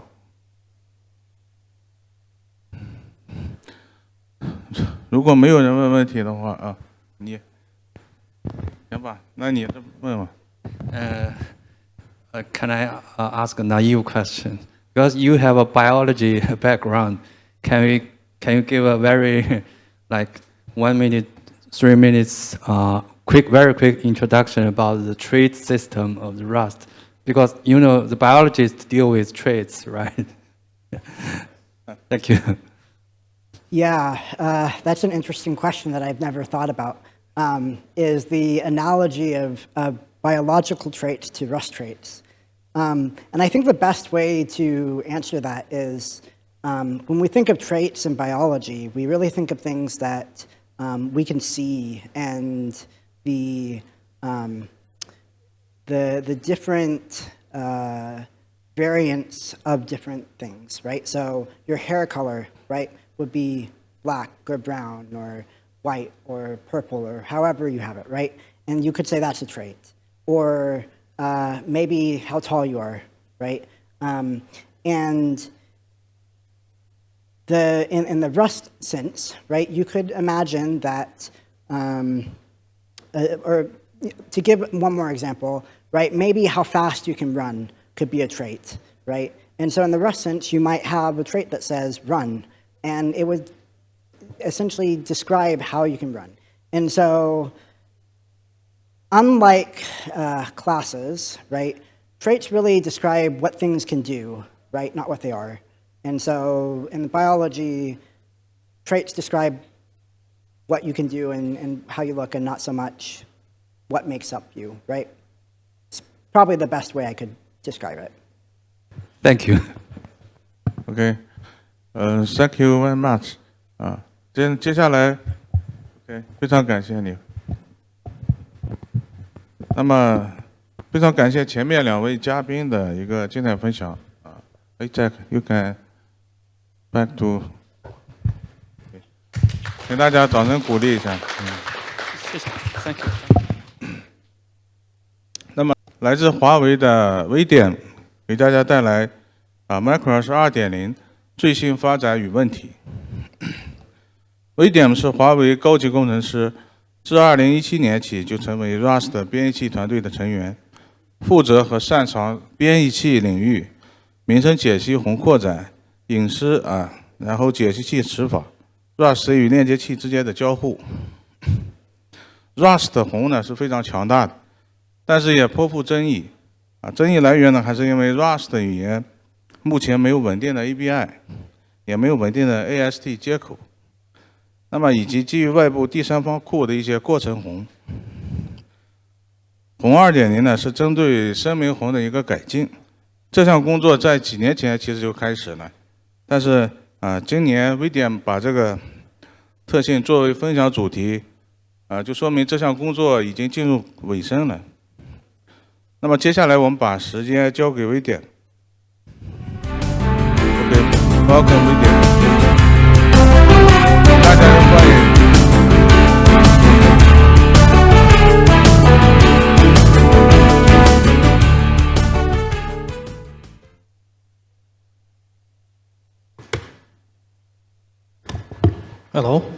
1, 2, 3. So I will talk today about macros 2.0. So Rust has a macro system, and it consists of two parts: procedural macros and declarative macros. And macros 2.0 is a new system that spans both procedural and declarative macros, and it is sort of implemented in the compiler, but not completely. And there wasn't progress on this system for some time, so it still cannot be stabilized. And I will talk about its existing design and possible issues for stabilization. So what macros in Rust do in general? They take some input tokens, transform them in some way, and produce output tokens. Tokens are the most atomic element in Rust language. It is either identifier or literal or some punctuation or a group of those in brackets. So for example, here we see a sequence of tokens, and we see a macro invocation. Then macro expansion happens, and somehow this macro transforms this token sequence and changes the order of non-identifier tokens. Then tokens outputted by the macro are parsed, and they can be parsed as an expression or a type or an item or something else depending on its position in code. The first kind of macros is procedural macros. They take input, process input, and output tokens all using just library APIs. So absolutely arbitrary processing is possible. On this slide we can see a definition of a procedural macro, and we can see that it takes tokens, output tokens, parses the input tokens into some intermediate representation, then does something with it, and then produces some output that is based on it, all using library APIs.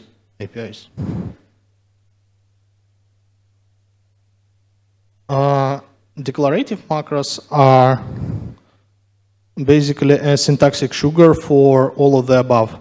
The functionality is a bit limited, but still enough to cover some most common patterns that are useful in practice.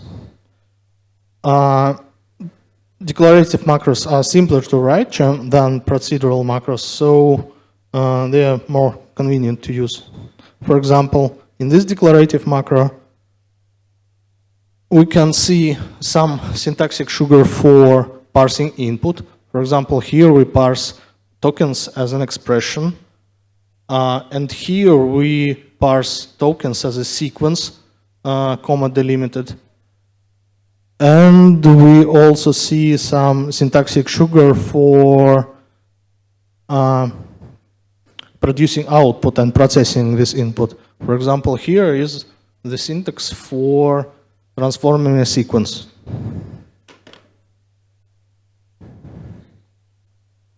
In general, like any language feature rather than a library feature, it is harder to bring it into the language because syntactic budget for the language is limited, and it is usually cheaper to add standard library APIs than to add something into the proper language.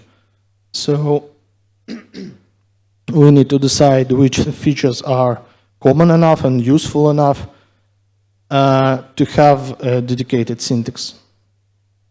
And for procedural macros, third-party libraries can just cover any missing functionality that is not covered by a standard library. And for syntax in the proper language, is it harder to do that? Here are links for some tracking issues for macros 2.0, for procedural macros, and for declarative macros. And for procedural macros, the main blocking issue is the hygiene. And for declarative, it's hygiene plus syntactic sugar. So it's a strict subset, and we need to fix and stabilize procedural macros first, and then proceed to doing something with declarative macros, because it's strictly more work.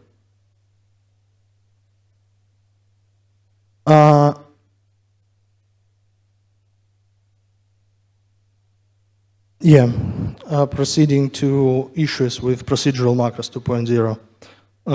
Here we see some situation with resolving names produced by macros. For example, here we see a macro definition. Here we see a function that is located at the point of macro definition. Here we see a function that is located in a different place. This is a place where we call this macro. And the macro contains call to a function named name. So which name will we call here? This one or this one? The answer depends on the macro hygiene. And if we resolve at the definition side, then it's called definition side resolution, and at call side resolution. The existing stable macros in Rust use call side resolution in general, at least for functions. And the new proposed system is supposed to use definition side resolution.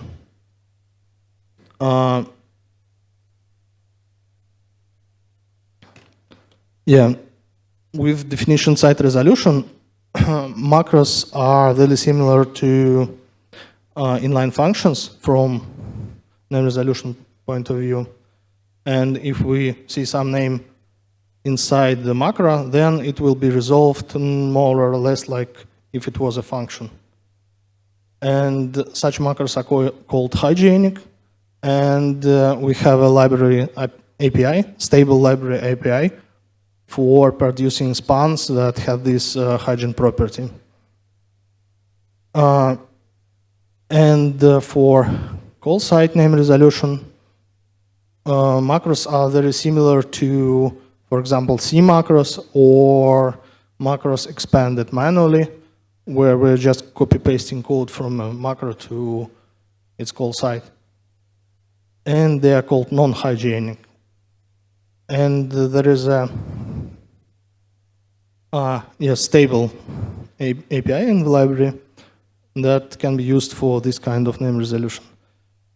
In Rust C and in Rust in general, these name resolution properties, also called hygiene data, they are attached to spans together with code location properties like maybe line or column or file of the piece of code. And they are combined into a single structure called span. And the span is an internal structure in the compiler, and it is also a public stable API in the standard library, namely in the proc macro library, which is API for procedural macros. And each token produced by macro has its own span, so we can attach hygiene information in a very fine-grained way, and a single macro can produce both hygienic and non-hygienic tokens. And here is some curious example. The currently existing macro rules in Rust, they are partially hygienic, and local variables and some other things are resolved at definition side, but most of names are resolved at call side. So, for example, here we have a macro rules macro that produces function call, function, local variable as an argument. And a local variable is resolved at macro definition side, here. Usually, you cannot use names from outside of macro, but here the name is visible at definition side, so we can resolve it like this. And function is resolved at macro call side. So here we call the macro, here function definition at macro's call side, so we call it. And yes, the result prints 10.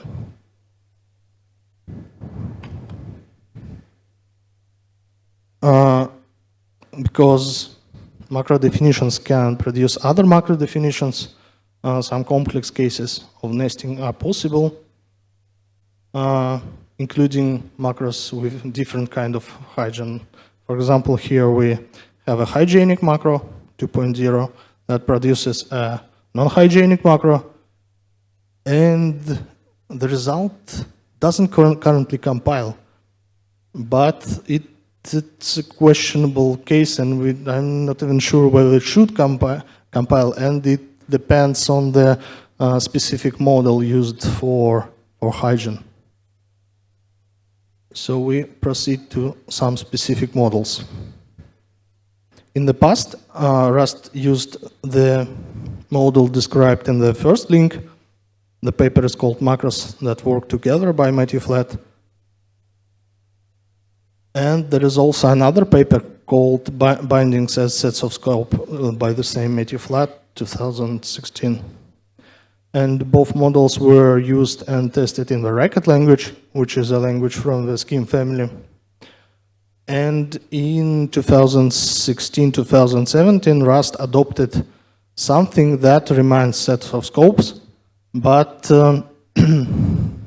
this was implemented by Jeffrey Seyfried, but nobody really knows how close it is the set of scope system, and there is no some formal model of the current Rust hygiene system. To be stabilized, to span dev side, API be stabilized, we need to formalize this system and document this system.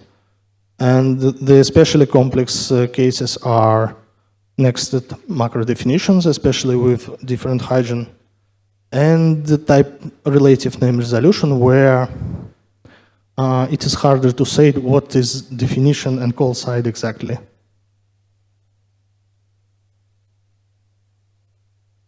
Span dev side currently has other missing pieces in the implementation. For example, old macro rules that are in theory should be visible at the definition point of macros 2.0 are not actually visible in the current implementation. And global names available to the whole crate are also not visible to macros 2.0 when in cross-crate scenarios, when that macro 2.0 is defined in a different crate. To fix this, we need to store some more information in metadata for compiled crates.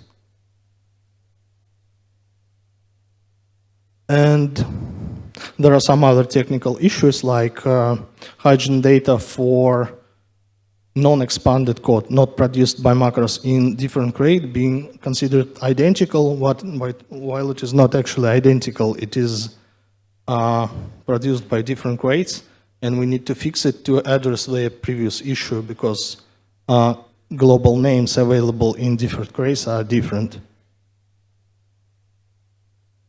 Here we have an example of the problem with global names.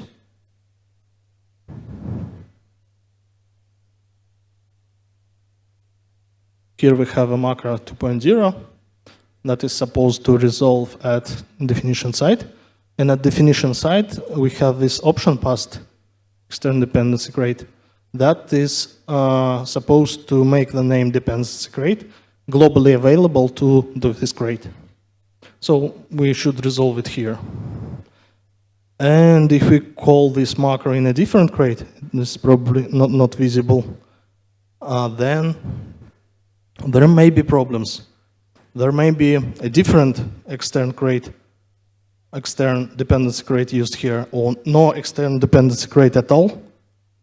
And in that case, this will either not resolve or resolve to the wrong crate.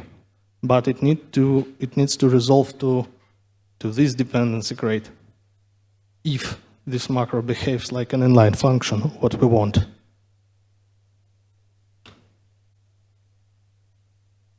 And the example with macro rules, here we have a macro 2.0. This is definition side. This is macro rules, which should be visible at definition side. These macros are scoped like let variables, so it is visible only here. But currently, if we call this new macro, it will not find all macro, because the compiler not currently records these let-like macros at the definition sites of macros 2.0.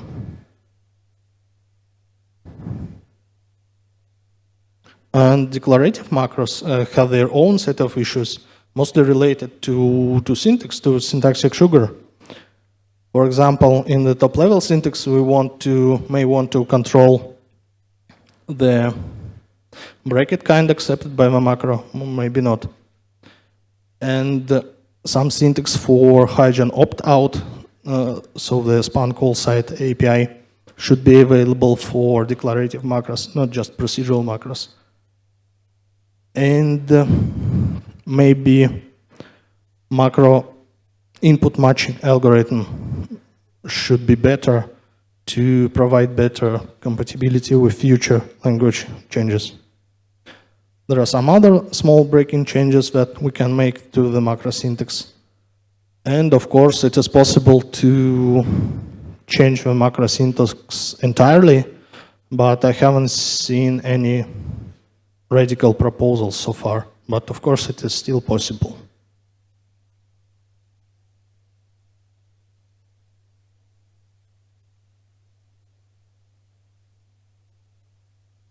Here we can see an example for controlling the bracket kind.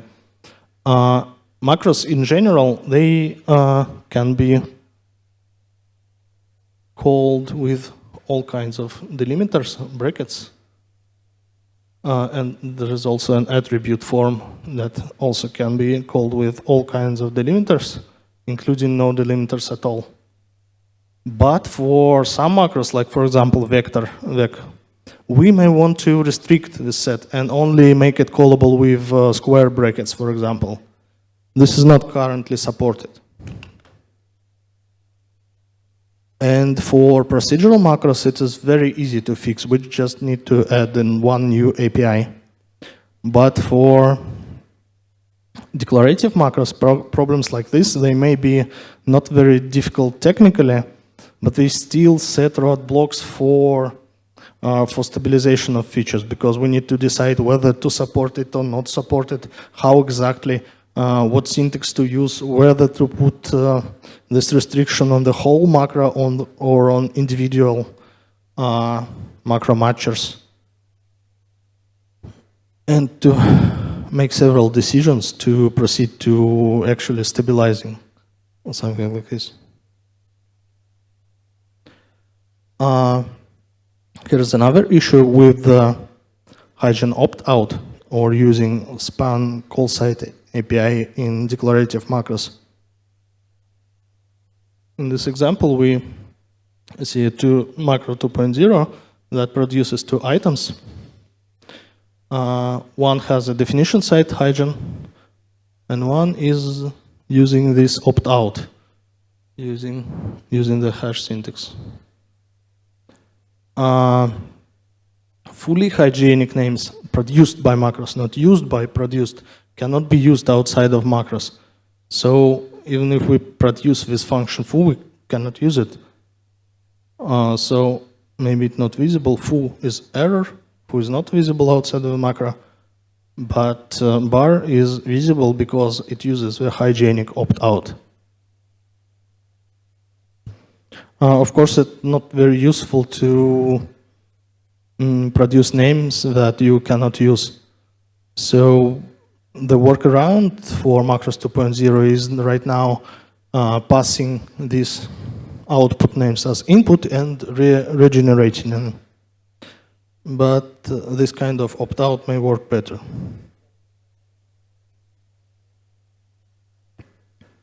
Yeah, so what is pros and cons? This syntax just mirrors available procedural macro API on span call side. And the drawback and the argument against this, some people said, is that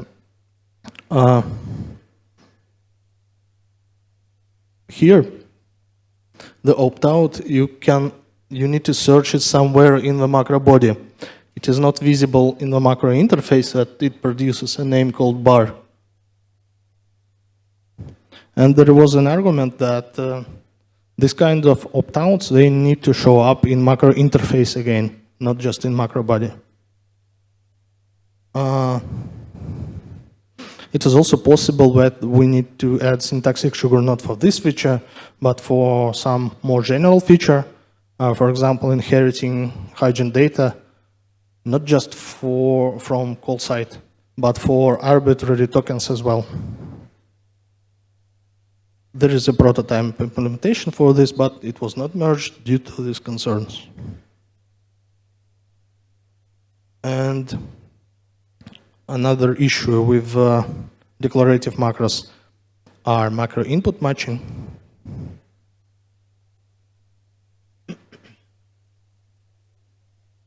Here is just example of a macro matcher. There is several alternative. We are matching macro input against all of them. And this one matches ABCD, this one matches any expression, and this one matches a sequence of identifiers. In this example, we match this one, and so the output is free. And notice that ambiguities are possible. For example, if we passed ABCD, it would match both this arm and this arm too. And just A would match this arm because A is an expression. And this arm too because A is also an identifier. And due to these ambiguities, we have some problems with language evolution. Syntax in Rust is extended sometimes, and if we add some new construction to the language, then we can get new ambiguities too in macro matchers. For example, if here, yes, ABCDE suddenly became an expression, then we would have an ambiguity between this and this, and we would start to output 2 instead of 3, and that would be a breaking change.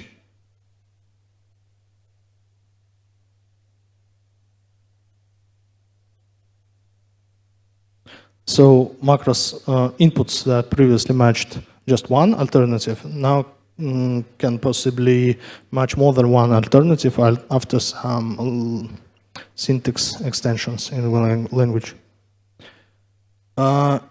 What we should do if we see ambiguities like this? We could produce an error that would be impractical, and we could disambiguate somehow. The current approach is to disambiguate in favor of the first match. There are some minor bugs in the implementation, and the relevant issue is linked. But in general, it works. But another possible alternative to use in Macros 2.0 is match not the first matching arm, but more specialized matching arm. For example, no, we don't have a good example here, but we have a good example on the next page. For example, if we have a matching a macro like this. In the first match, we match any expression, and in the second, we match a const expression. So, in theory, if we pass this one, we should maybe match this and this. And right now, the rules are we're matching the first one, so we should print one, but we actually print two. For backward compatibility, there is specific hack in the compiler that makes expr matcher to not match const expression, just for backward compatibility. And easily, we would address this by considering the const matcher more specialized than the expr matcher. And the expr would still match the const expression in that case. Const is more specialized because any const braces expr is expr, but not otherwise. Currently, this future compatibility is addressed by some following token restrictions.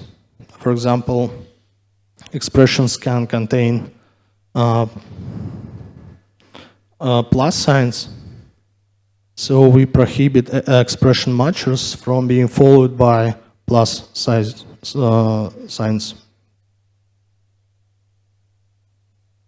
And when we write a matcher like this, it won't compile. So we won't have ambiguities when passing, for example, 1 plus 2. But it doesn't prevent all regressions because in case of const, the const expression is not a token that follows expr. It kind of wraps it from both sides.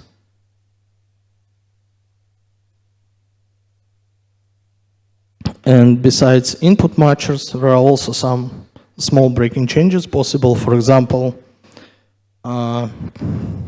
the sequence transformers. Technically, the current syntax looks like the example above, but technically the star is not necessary. You can already produce the output without that star. And in general, the macro syntax, it is very noisy. So anything that can remove noise is potentially a useful change. So it is possible that we can remove these stars from sequence transformers, but it is also a breaking change. So it needs to be done before stabilization of macros 2.0. Some current organizational status. Nobody is working on this feature, unfortunately. The last major change in this area was a couple of years ago when Aaron Hill implemented encoding of hygiene data into create metadata. Before that, hygienic macros didn't work in cross-create scenarios at all. And there is some hope. Recently, a macro working group was started, and the group has started, yes, but it is not yet clear to me that we will do actual implementation work and not just design. So any contributions are welcome, especially from people who are familiar with Racket or Scheme and can read the sets of scope pages and understand it, and maybe tweak it and apply it to Rust realities. That's all. Thank you very much. Okay, we move on to QA. 那个，刚才 VDM 给大家介绍了新的这个红系统。我之前一直以为红是新的红只是声明红，但现在看来都是已经增加了过程红。那么大家应该可以提2个问题吧，会有2张门票。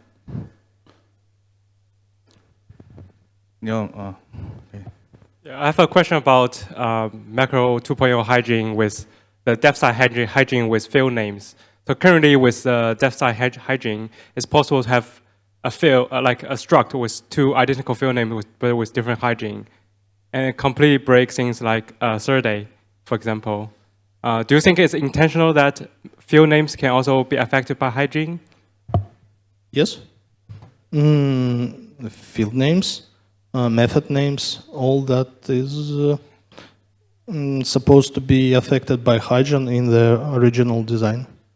Well, how do you address a situation like third breaking because there's identical field names present? Do you mean how the compiler tracks the hygiene information? So sort of normalized names for fields differ because they have different hygienic contexts. And field resolution algorithm and method resolution algorithm, which is similar to field resolution, they will all take this hygiene information into account when resolving method calls or fields. Yeah, but for example, so they can provide produce a JSON, for example, with two identical field names, and which is not valid. So like it wouldn't round trip Surday JSON anymore. Do you think it's intentional breakage? Sorry, I didn't understand the question. So like if you have a struct with two identical, like name-wise identical fields, right? Then if you try to round trip this whole struct with Surday, it wouldn't round trip, and Surday will serialize a JSON, but when read back, it will say, okay, we have two fields with identical field names, so I don't know how to do it. So maybe you will ask me later because I still don't understand. Okay, I will show you some code later. 我们还有一些时间啊，还可以多问一些问题啊。我先插一个问题，然后让你帮我问一下这个第4个问题。对。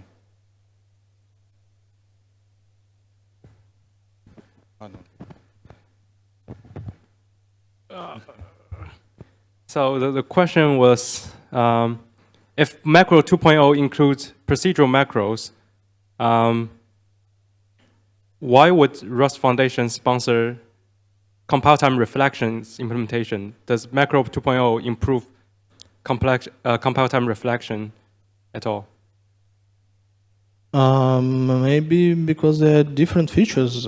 Compile time reflection, I think it is supposed to access type information, for example, use some constant evaluator, be able to use constant evaluator. And so I didn't read the exact design, but based on general knowledge, I think that feature is supposed to work at later stage in the compiler with more knowledge about input. And the macro system, it's very simple. It just works with tokens. It doesn't know anything about types or something like that. Tokens in, tokens out. Okay. Okay, Bird. Okay, Professor Bird. Hey, thank you for the nice talk. One of the features I'm most excited about is one that sadly I missed from C, which is the call site hygiene for declarative macros.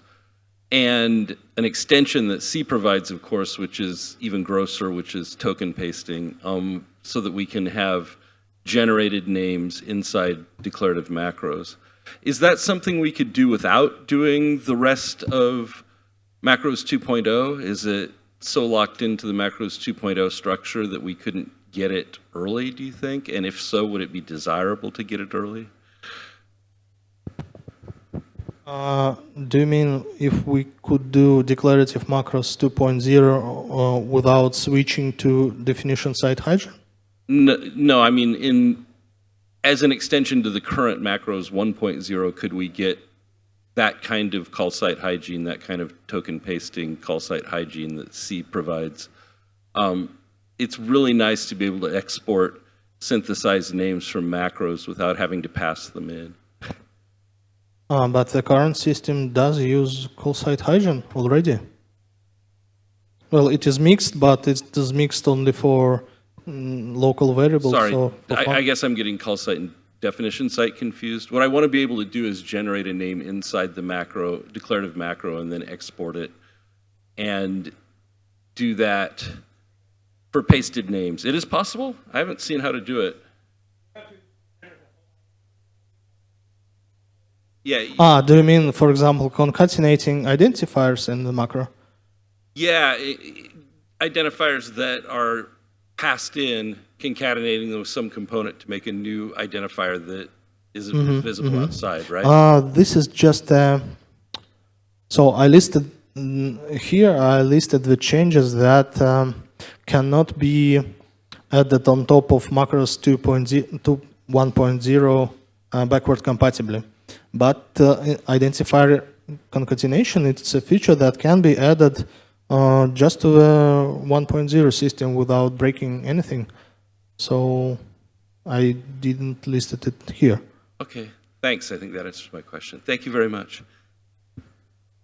OK，那还有一个问题留给后面的，有没有人问？还有一个问题名额。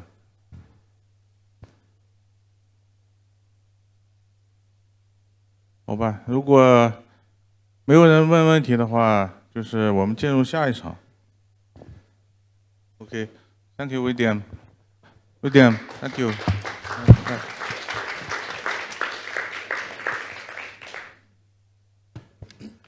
接下来是由来自华为爱尔兰研究中心的 Manu 带来这个，看一下 PPT。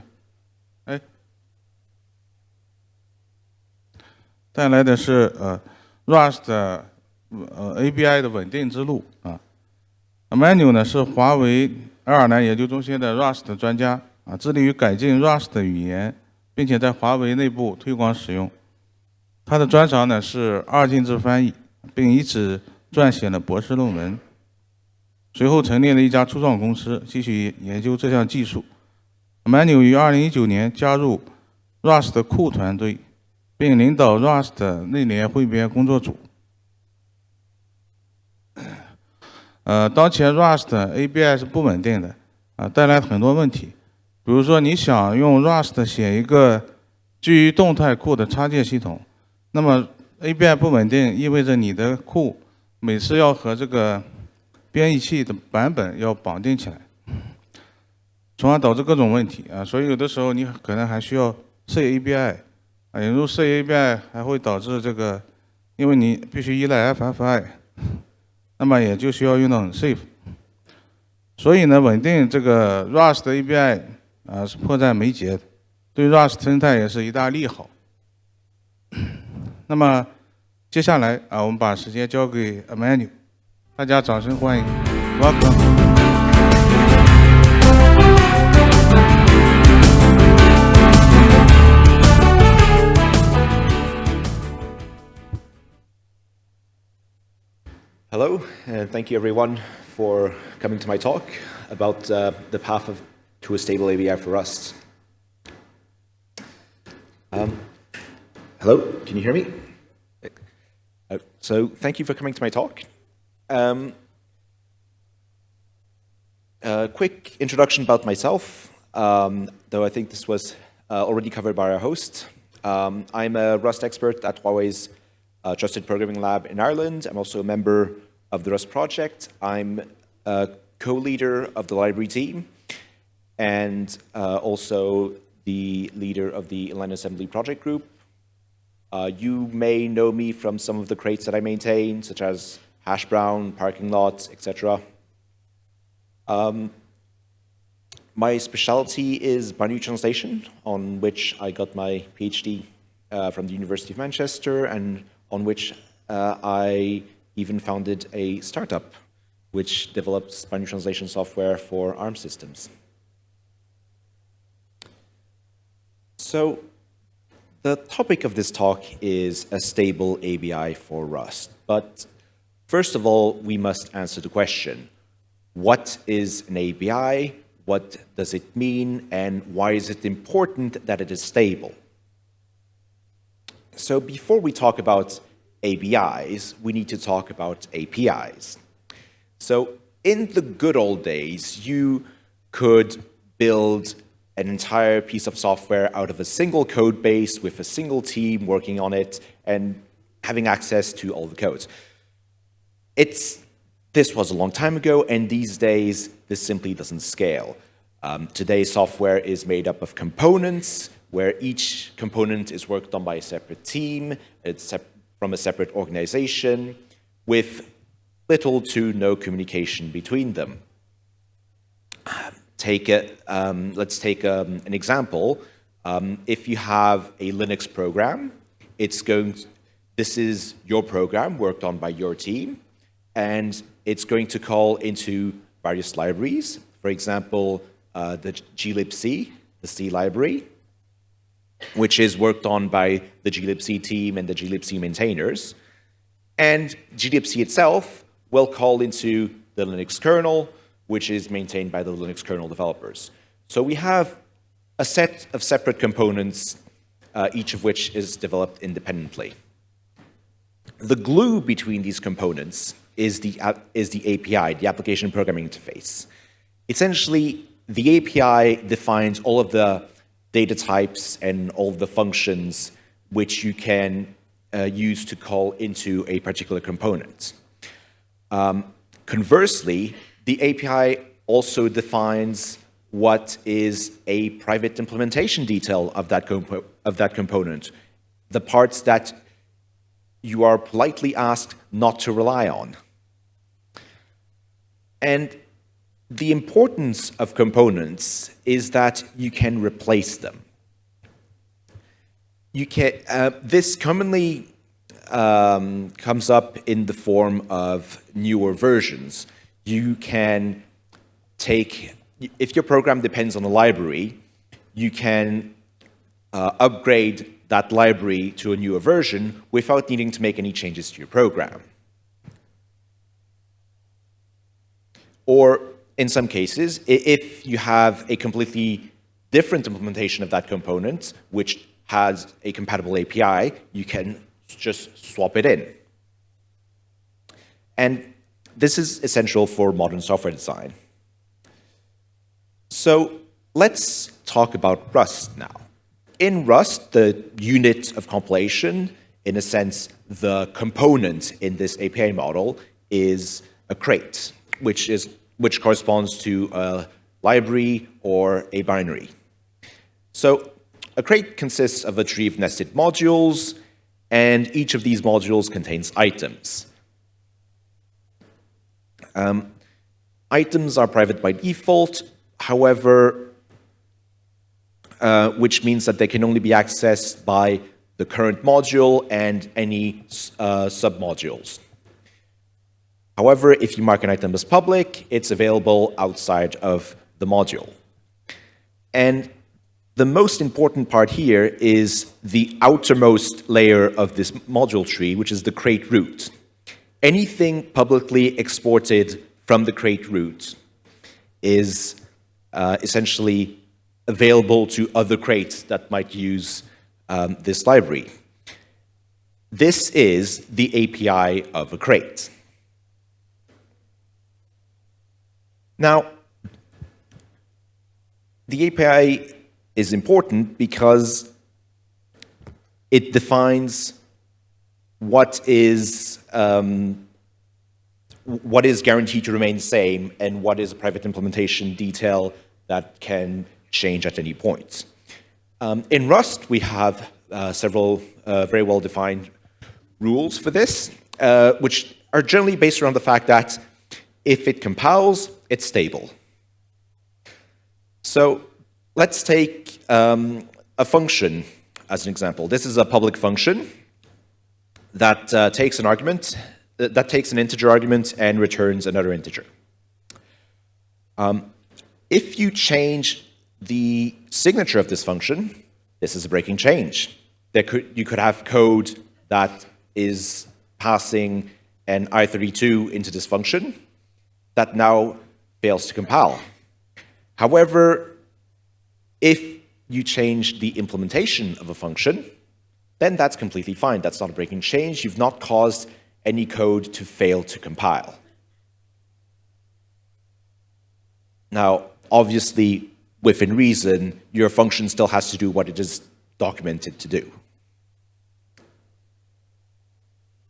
So let's look at another example. This is a struct with two fields, one of which is a public field and one of which is a private field. The public field has a particular type, and there is code relying on that field to have this particular type because it is accessible from outside the crate. If you change the type of that field, it's a breaking change. You've caused code to fail to compile. However, what you can do is freely change the type of a private field. That's not a breaking change because it is impossible for code outside of the crate to refer to that field.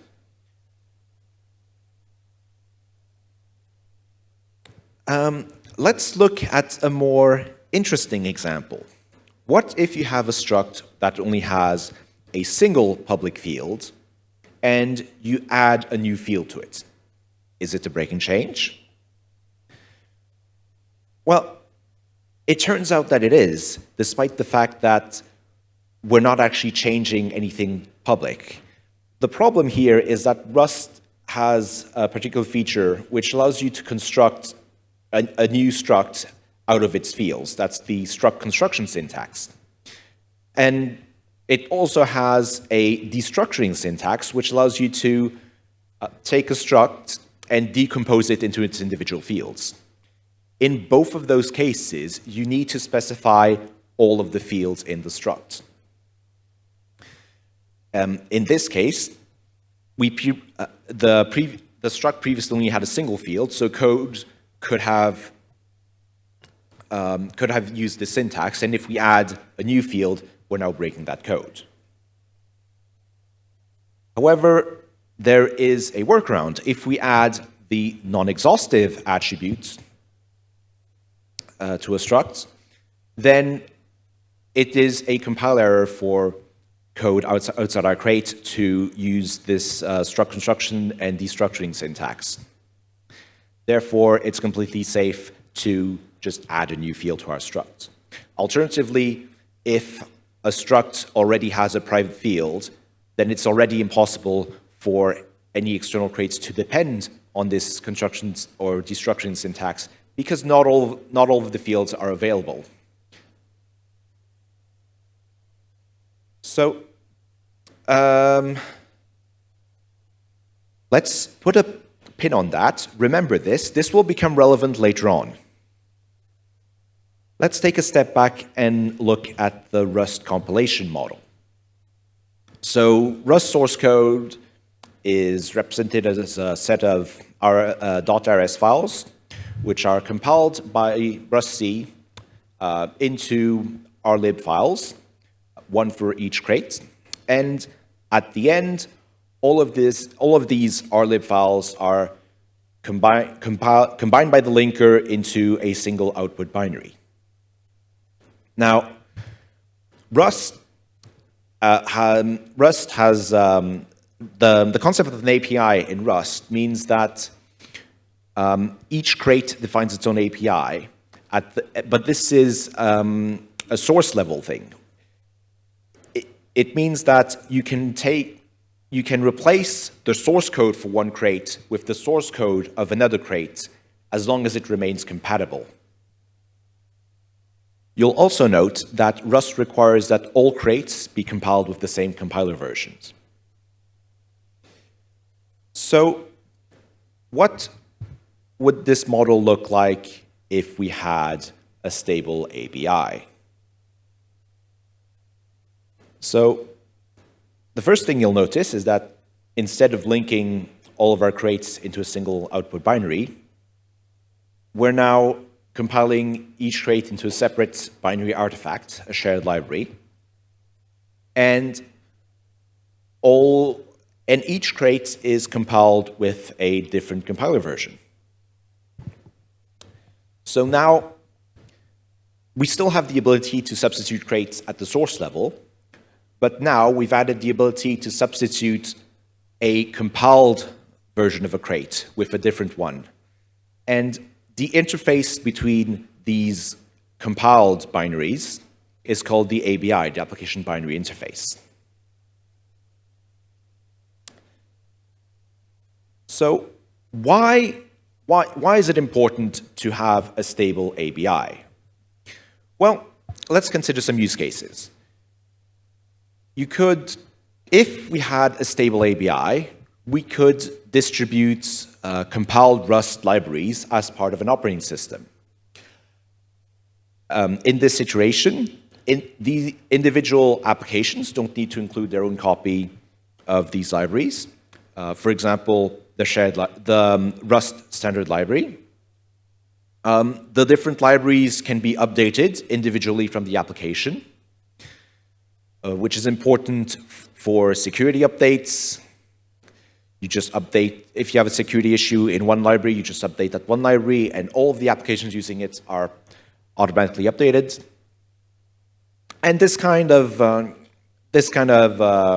configuration is quite commonly used in operating systems. In particular, the considered case of Android, where you have an Android application that uses the Android libraries that are already installed on the device, or a Linux distribution where you have a package manager that manages all of the libraries on a system. So another use case for a stable ABI, and I know this is a bit controversial considering this is, after all, an open source conference, but currently Rust crates can only be distributed in source code form. If we had a stable ABI, we now gain the ability to distribute Rust libraries in binary form, and this is something that is relatively common in the C world, but it's missing from Rust due to the inability to have a stable ABI. And there are a lot of companies that may be interested in investing a lot of resources in developing complex Rust libraries, but don't necessarily want to share the source code with the world. Consider something like a game engine, for example, Unity. Or maybe just use an open source one like Bevy.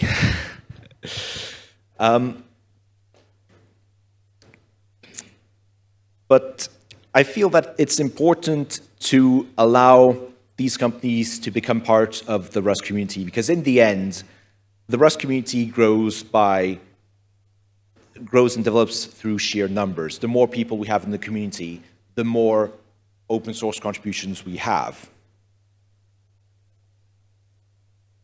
So, okay, we've seen why a stable ABI,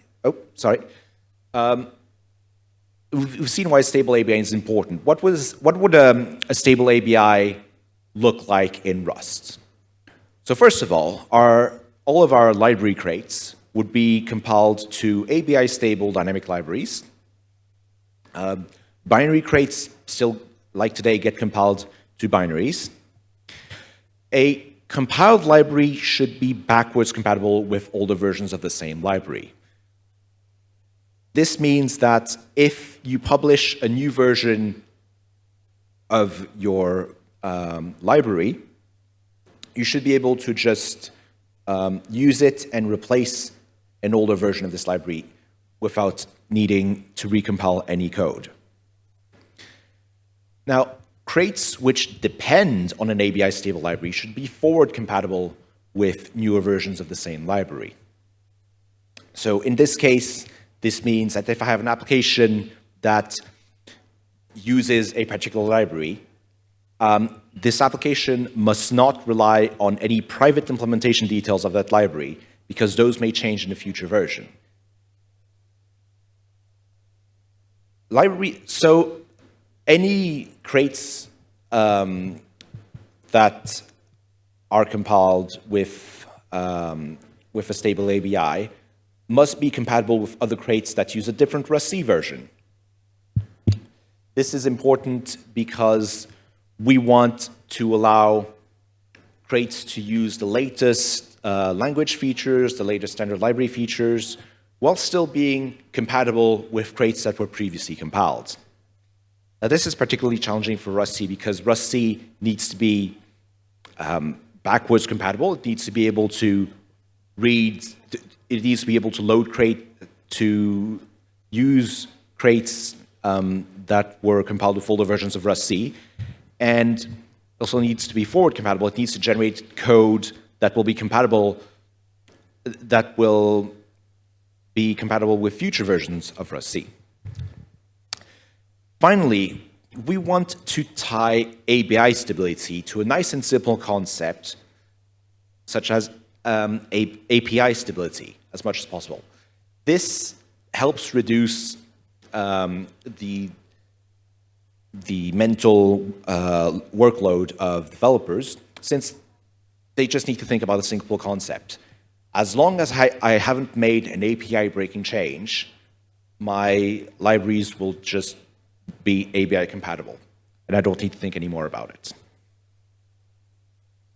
Okay, so these are some nice goals. So why is it that almost a decade after Rust 1.0, we still don't have a stable ABI? Well, as you can guess, it's not as simple as it seems. There are two main categories of challenges as to why the ABI in Rust is unstable. The first category is what I call implementation details. The Rust compiler that uses makes certain decisions during code generation that need to be consistent between all of the crates that are being used. For example, they all need to agree on what is the calling convention for a function, how the symbol for a function is mangled, the layout of structs, the layout of enums, the layout of trait object vtables, the format of the crate metadata, and a lot more that I haven't thought of, but will probably learn the hard way once I start looking at implementing this. The other half of the problem is cross-crate code generation, which means that the compiled code for crates tends to leak private implementation details from one crate to another. For example, the layout of types of private fields, inline functions cause code defined in one crate to be included in different crates. Generic types and functions have the same problem. So it's a difficult problem. Let's take a step back and see, well, how do other languages solve this problem?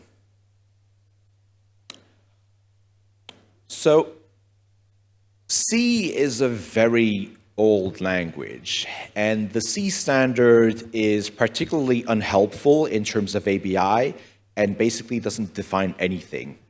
In C, you have types like int or long, but we don't know what their type is. Sorry, we don't know what their size is. Now, in practice, C is so widespread that different platforms have published ABIs based on C, which actually specify these details. So using these platform ABIs,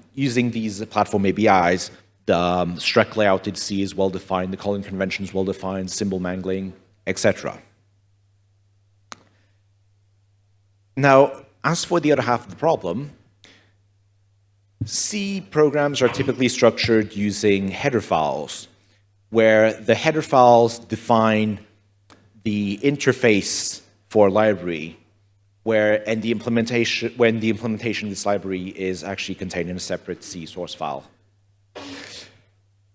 The header file in C defines both the API and the ABI at the same time.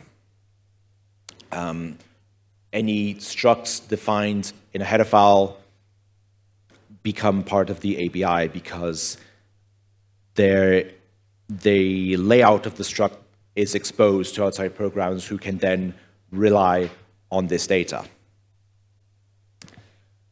Similarly, any inline functions defined in header files also become part of the ABI. If any C program includes a header file that has an inline function, then that function will be copied into the program. C doesn't have any concept of privacy, which has led to several rather awkward workarounds, such as adding an underscore in front of symbols that you're not supposed to use, meaning as a polite reminder that you're not supposed to rely on these.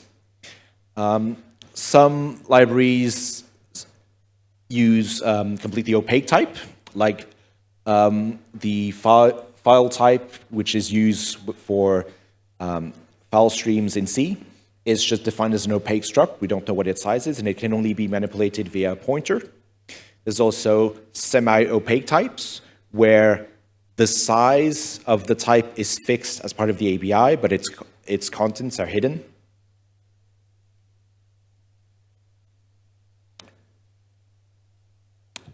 C is an extension of C, which adds many features. The C++ ABI is even less defined than the C one. Instead, in C++, the actual ABI is specified by a combination of the platform ABI and the actual compiler that you're using. So different compilers on the same platform can have different ABIs. So C++ does introduce the concept of privacy. You can declare a class in a header file with public fields that can be accessed from outside and private fields. However, this kind of privacy only works at the source code level, at the API level. If you actually define such a class in a header file, the size of the class is still exposed and its field layout is still exposed. So, and therefore, its layout becomes part of the ABI, even though part of this is private. There are some workarounds that exist, such as hiding the actual implementation of a class behind a pointer, but again, you suffer the cost of a layer of indirection. Now, another feature of C++ that C++ introduced over C is the ability to have generic functions in the form of templates. The main limitation is that these are, again, purely, is that the templates don't exist at the binary level at all. They're only a compile time concept. And therefore, any templates need to be present in header files, and therefore implicitly become part of the ABI of a library. And in fact, this limitation has led a lot of C++ libraries to just be entirely defined in header files using templates.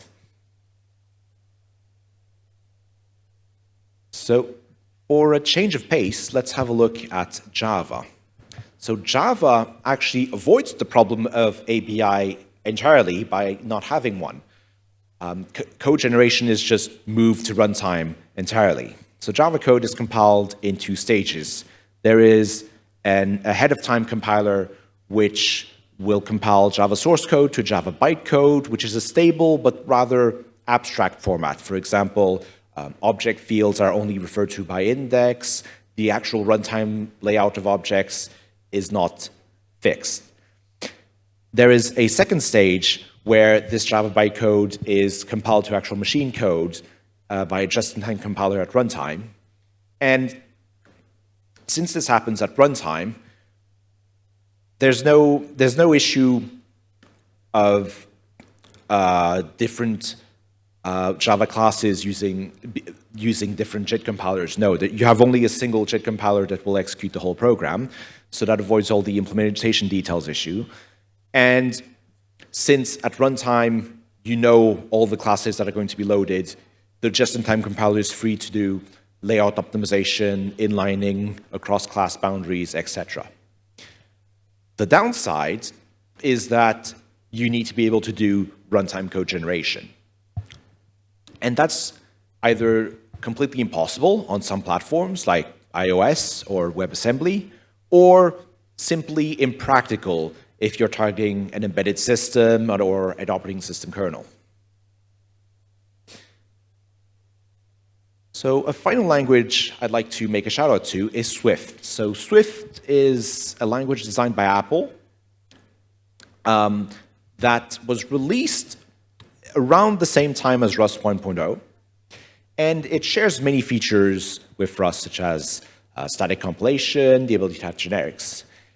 But the main relevant feature of Swift here was released in Swift 5.0 in 2019, which is the Swift Stable ABI.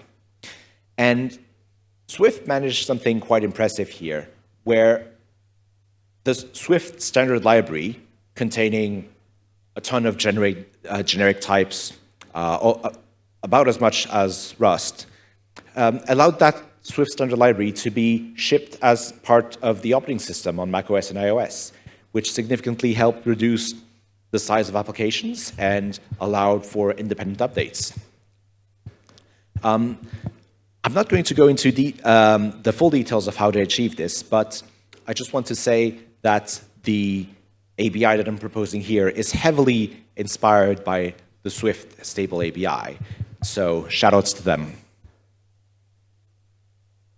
Now, let's get into the actual meat of the topic. The stable.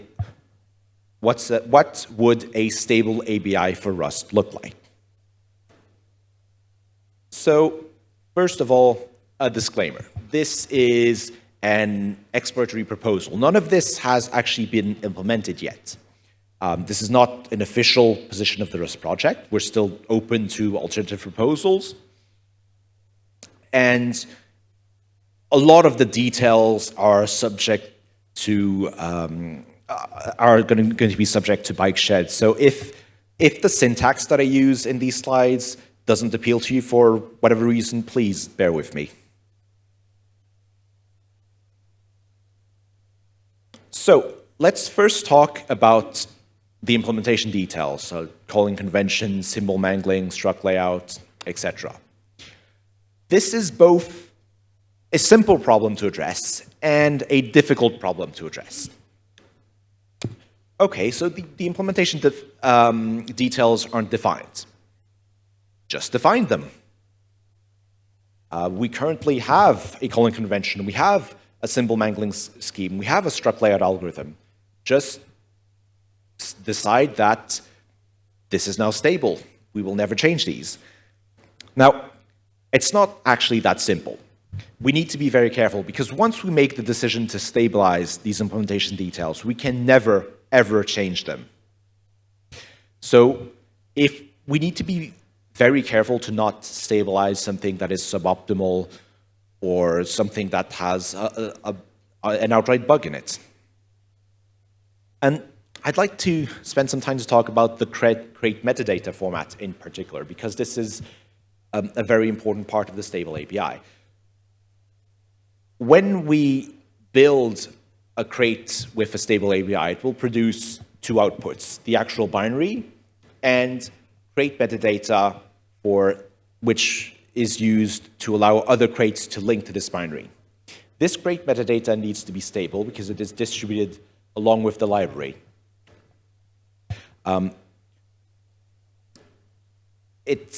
needs to be designed in a way that is forward compatible with any, so that it can be read by future Rust-C versions and is able to represent any possible future language feature that we may want to add to Rust. Again, this sounds simple, but is a hellishly difficult problem, which I am not going to get into in this presentation. Instead, I'll focus on the second half, which is the problem of implementation details leaking across crate boundaries. Consider two crates, A and B. Crate A defines a struct with two public fields, and crate B uses this struct. What is the size of the struct? 8 bytes. What is the alignment? 4 bytes. Doesn't need a drop. The offsets of the two fields are at 0 bytes into the struct and 4 bytes into the struct. What possible change could crate A make here? Because all of the fields are public, no new fields can be added, no fields can be removed. You can't change, all of the fields are public. You can't change the types of any of the fields. Really, what possible change could you make without breaking compatibility? This is a trick question. Bonus points if anyone can figure out there is one thing that you can do. Any guesses? Sorry? Not exactly. So the answer is you can swap the order of the fields, which is not a breaking change. However, it's also relatively easy to address. We can just say our struct layout algorithm just ignores the source code ordering and just sorts all of the fields alphabetically. Anyways, so the layout of foo is fixed and cannot possibly change. So in this case, it's fine for crate B to just assume that this is going to be the layout of this type and just use it directly like it does today. However, what happens if this type has private fields? Now, crate B is very confused. It doesn't know what the size of this type is because, sure, that's the layout in crate A today, but a future version of this crate could add more fields or remove some. As long as it doesn't change the public fields, it's fine. The alignment isn't known because that depends on the private fields. The drop also depends. The code that needs to be executed on drop also depends on these private fields. Even the offsets of the public fields depends on the private fields. Because of Rust struct layout algorithm will try to pack the fields together to minimize the size, the overall size of the struct. So how can crate B use this type? The solution here is since this information is not known to crate B at compile time, then make it available at runtime. So you'll note here that the struct layout algorithm has actually reordered the fields and put the bar and baz fields at the end of the struct. So in the binary for crate A, we will generate a type descriptor, which is going to be exported as a static variable symbol.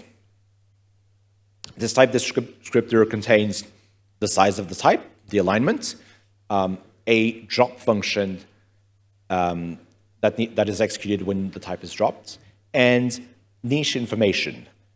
We will ignore the niche information for now and get back to it later. So in this particular case, the size of the struct is 56 bytes, its alignment 8. We generate a drop function for it, and the niche information. We also export two symbols containing the offsets of the fields within the struct. Why don't we just add these at the end of the type descriptor? Well, because the order of public fields in the struct is unstable. It can change. It can be changed without it being a break and change. So how does the code in crate B actually use this type descriptor?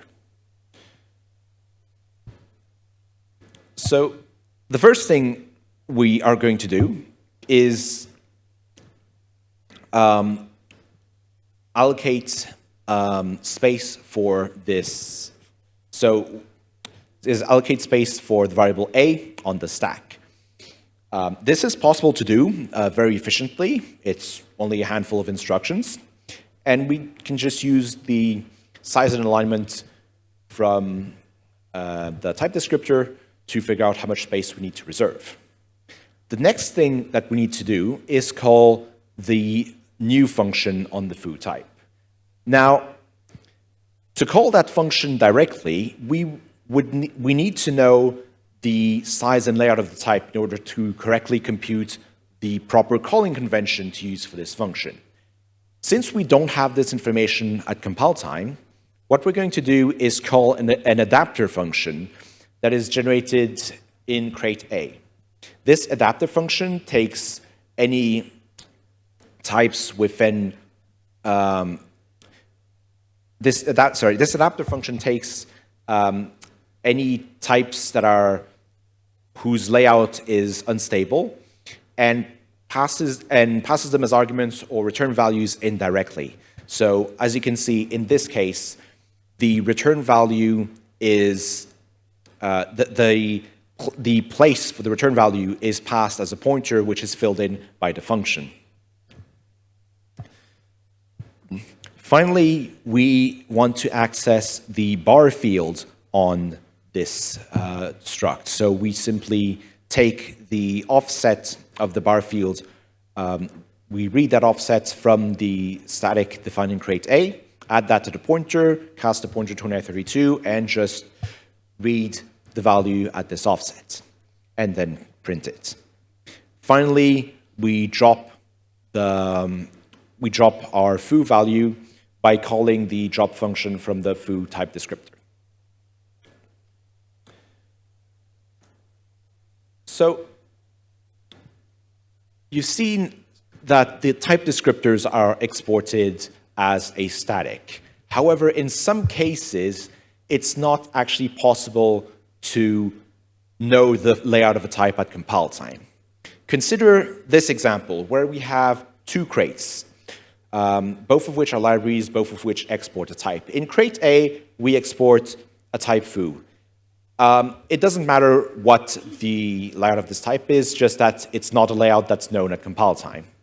In crate B, we export another struct that uses this type foo as one of its fields. So when compiling crate B, we don't know the layout of foo. Therefore, we have no way of knowing what the layout of bar is at compile time. So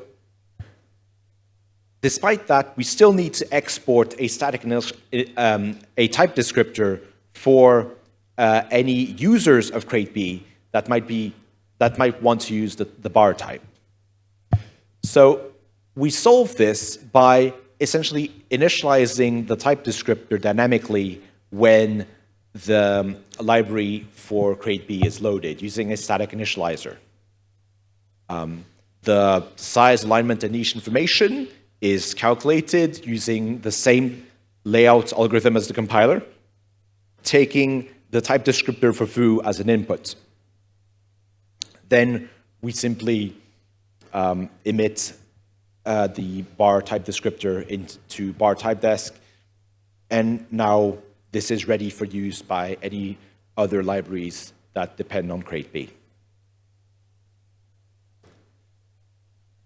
So let's talk about, so far we've only talked about structs. Let's talk about enums. Enums are particular because they are normally exhaustive, meaning that it is, because downstream crates are able to do a match on an enum, which needs to be exhaustive, which means all of the enum variants need to be specified. it's actually a breaking change normally to add a new variant to an enum. However, and of course, since it's a breaking change, it means that the layout of an enum cannot possibly change. It's easy. It's just like a struct with all public fields. However, if we add the non-exhaustive attributes to an enum, then this effectively disables the ability to do an exhaustive match. And this allows new variants to be added to an enum in the future. So now the layout of the enum is not known. And we handle it more or less the same way as before by generating a type descriptor for the enum, which provides its size and alignment. We export field offsets for all of the fields defined in the various enum variants. And finally, we need to expose the discriminant of the enum somehow. And Rust has clever ways of encoding an enum discriminant, which means that just saying, here's the discriminant at this offset is not actually going to work. Instead, the discriminant is exposed via a pair of functions which allow you to read the discriminant out of the enum and set the discriminant of the enum.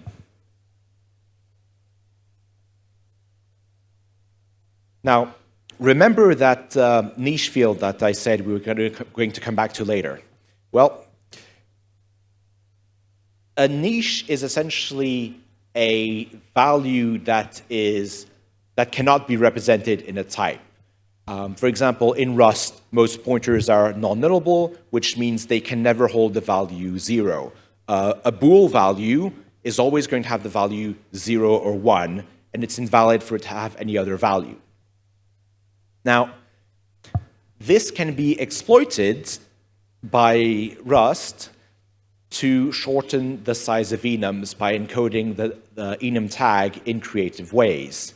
So normally, an enum consists of a tag, which indicates which of the current variants is active, and a union of all of the fields of the different variants. Now,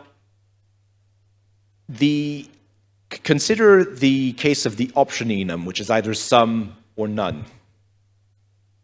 A U64 is 8 bytes, sorry, but an option of a U64 is 16 bytes.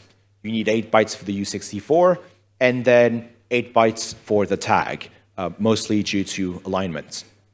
However, consider a box. The size of a box is also 8 bytes. However, an option of a box is also 8 bytes. And this works because the none variant is encoded as the null pointer value. Now, if we work with a type whose layout we don't know and need to work with options of that type, for example, in this case, we have a mutate function which mutates an enum of a particular type. We need to make sure all of the crates involved agree on what is the actual layout of this option T type. And that's where the niche information from the type descriptors is used. It ensures that the layout calculations done at runtime precisely match the layout algorithm used by the Rust compiler. Okay, so far we've shown a way to make crate compilation resilient against changes in private implementation details in other crates. This works well for functions, for types, but what about generics? So generics in Rust work through monomorphization, which means that essentially when a generic function is compiled into an RLib, no code is actually generated. Instead, only a template for how to generate this function is included in the crate metadata. When this generic function is then used by another crate, this template is extracted, the generic parameters are filled in with real types, and then actual code is generated. So as you can see in this example, the makePair function is in the crate metadata for crate A, whereas the main function which calls makePair is in crate metadata for crate B. But once these are actually compiled to binaries, all of the code for makePair is actually only present in crate B. And the reason for this is that you can't really generate anything in crate A because you do not know ahead of time what types this makePair function is going to be used with. So this is obviously a violation of our stable ABI guarantees because the implementation of the makePair function is a private implementation detail. And we would like to make it so that if we replace crate.a.so with a different version, the updated implementation of makePair is actually picked up and used in the program. So, how can we solve this? Well, the solution is to do the opposite of monomorphization, polymorphization. Rather than generating a specialized variant of a generic function for each set of generic parameters it's used with, we're going to create a single version of the function in crate A that will work for any possible type. And the way this works is that we're going to take the generic parameters to the function and transform them into runtime parameters that take type descriptors. As you can see here, for an identity function, this function simply takes its argument and returns it, and the only information we need to do this is the size of this type. So the implementation is just a copy from one pointer to another using the size from the type descriptor. And in crate B, we simply pass, in crate B, we call the identity function with the I32 type. So we simply pass the type descriptor for I32, which is exported from the core crate, and then pointers to the input and output variables on the stack. So, okay, that's how you use the type.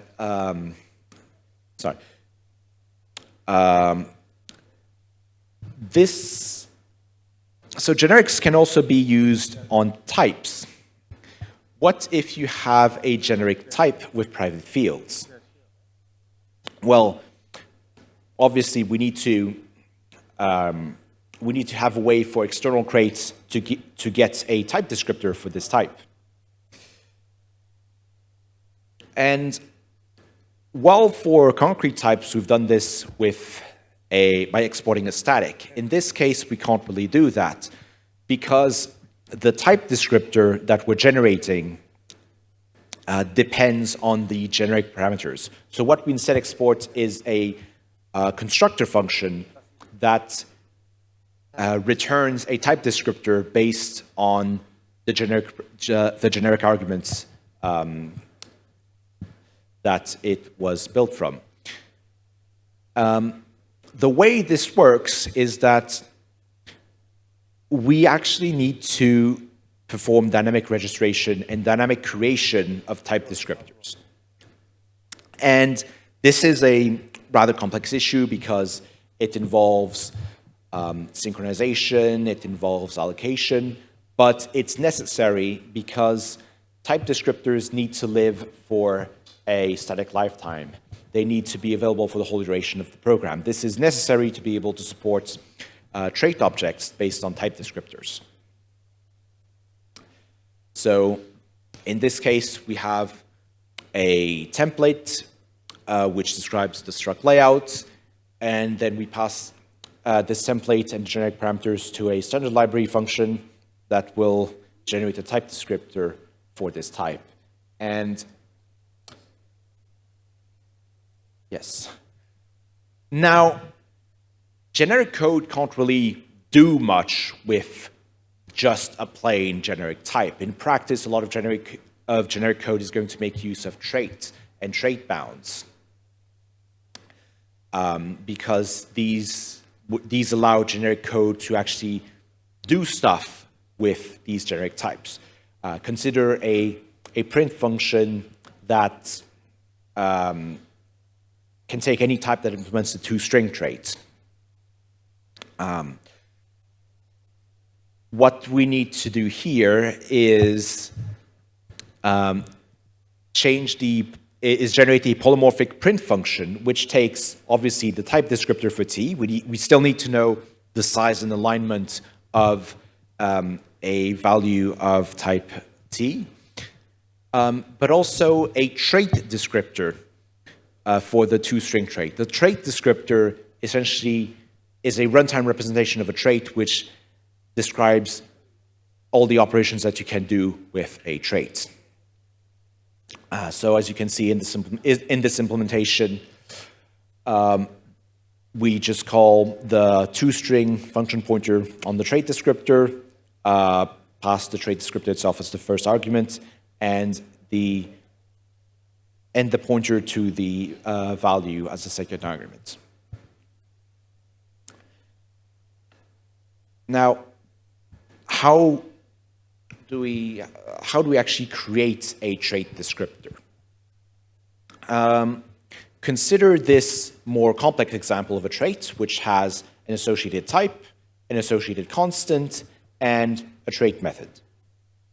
So trait methods are easy. They're just function pointers, as we've seen before. Associated constants are also relatively simple. You just embed the constant directly into the trait descriptor. Associated types are interesting. We can't directly embed a pointer to a type descriptor. And the reason is that in practice, you can easily have associated types that you can easily create a chain of associated type that extends indefinitely, which means that you need to have lazy evaluation for these. So they're instead represented as a function pointer that returns a type descriptor and a trait descriptor for any trait bounds associated with this type. So the concrete trait descriptors are associated with an impl block. For every impl block in a trait, which is an implementation of a trait for a particular type, we will export a separate trait descriptor. For example, an implementation of this trait for I32 is just going to have a simple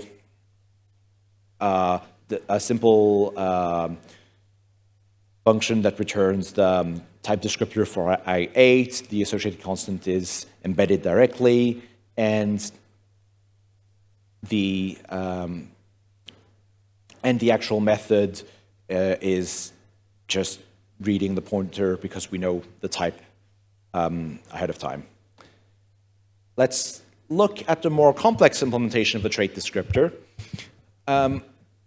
In this example, it's a generic impl block, and as before, we can't export a static for something that's generic. We instead need to export a constructor function that takes all of the generic arguments, including any trait bounds on the impl block as input, and outputs a trait and returns a trait descriptor. Again, this needs dynamic registration, and needs to be, and if necessary, needs to be dynamically generated from a template.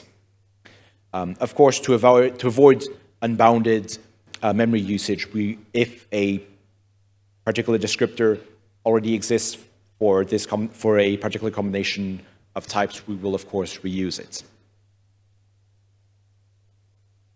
And this is what the descriptor looks like that's generated from the template. You'll notice that This actually includes a few extra private fields at the end of the trait descriptor, which holds the generic types. These are used as extra information, which are used by the different methods. For example, the function which returns the associated type returns information from the private fields, and the method uses the trait descriptor of debug to pass it on to the debug print function. So let's do a quick recap. To enable a state, so with monomorphization, there is something that you can do is take a generic function and turn it into a function pointer by instantiating this generic function of a specific type.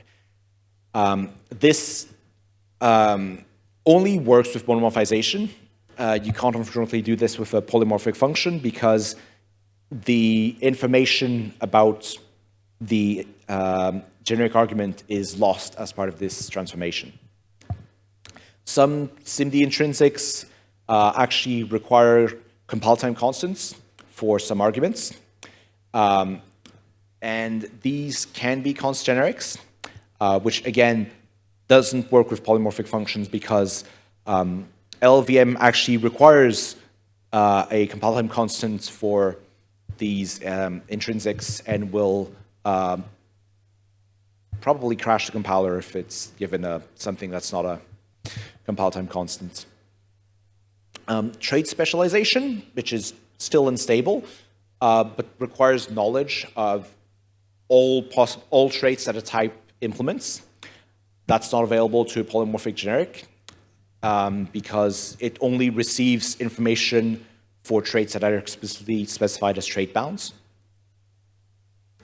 And finally, this registry of all dynamically allocated type and trait descriptors requires dynamic allocation, it requires synchronization, which is difficult to support in environments where kind of embedded or kernel environments where you don't normally have access to the standard library.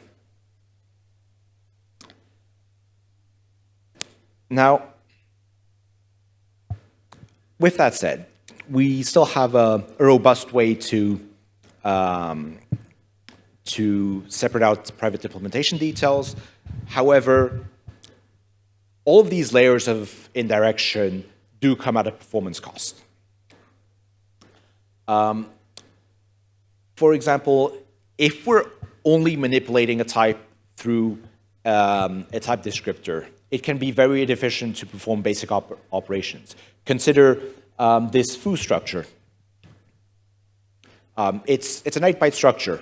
Moving it can be done using a single instruction. However, if we don't know the layout of this type, we have to do an expensive call to memcopy to move it around. And this is actually unnecessary in many cases where the crate, despite keeping some of the field private, is still willing to guarantee that the layout of the type will never change. And like it's already the case for all public fields, we provide the ABI stable attribute as a way for crates to opt in to guaranteeing that the layout of the type will never change. It effectively works by, at the ABI level, treating all fields as public. Another issue is inline functions. So inline functions can be absolutely critical for efficient performance. Consider the disaster that would unfold if something like option, the map method on option were not inlined. Realistically, yes, the implementation of map is a private implementation detail, but it's never going to change. It's always going to be the same. So we could mark this. So we could mark this function in a special way to indicate that it's never going to change, and it's fine to allow other crates to inline it. And as you can see here, it can be done with by specifically opting into it with the inline export attribute. A normal inline function still has its implementation considered as a private implementation detail and is therefore not actually inline when compiling as ABI stable. However, if you specifically opt into it, then we'll allow it to be inlined in downstream crates. Now, an inline function being defined inside the crate is able to access private fields. However, this needs to be done very carefully because anything that an inline function accesses implicitly becomes part of the ABI. So the solution here is to avoid accidentally making huge parts of a crate part of the ABI, is to restrict exported inline functions to only access fields that are either public or that have been specifically marked as being ABI stable. So this can be done at the whole struct level, in which case the whole layout of the struct is fixed, or at the field level, in which case the offset for this field is exported just like a public field. Now, so far we have a system that makes that makes crates resilient against changes in implementation detail. But we also want to have the ability for an API to evolve over time, to add new features. And when doing so, we need to know, we're basically allowed to make any change that is not considered a breaking change. So the cargo book has a page about this that goes, it's the page on semantic versioning, if anyone's interested, that goes into a lot of details of exactly what is and isn't a breaking change. But for example, you can add a new public item, that's fine, but you can't remove something that was previously public. You can add a public field as long as the struct is non-exhaustive, but not if it's exhaustive. You can reorder the fields in a struct, etc. But I'll just want to concentrate on the last four. It's not a breaking change at the API level to remove the last private field from a struct. It's also fine to reorder items in a trait. It's also fine to relax the generic bounds on the trait impl, or to just remove the non-exhaustive attributes. However, at the ABI level, these actually become breaking changes. Reordering items in a trait changes the layout of a trait descriptor. Changing the generic bounds in a trait impl changes the arguments passed to the trait constructor function. Removing the last field from a struct or removing non-exhaustive changes a struct from being used indirectly to a type descriptor to having that struct be directly exposed, which changes the way it's passed in calling conventions. So these rules are quite subtle and can be hard for a human to follow. So we need tools to help the humans avoid making mistakes. So thankfully, it's actually rather easy for a computer to verify that these ABI rules are being followed. Now, a tool already exists for checking API stability. It's called SemVerver, Semantic Version Verification. And this could be extended to also check that the ABI of a crate hasn't been broken.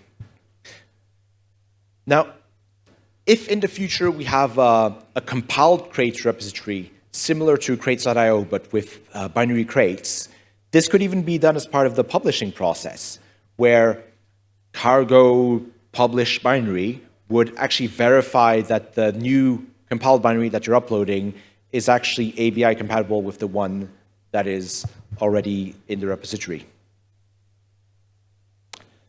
So, in conclusion, we've just presented a possible path to supporting a stable ABI for Rust, which allows individual Rust crates to be substituted and upgraded after being compiled.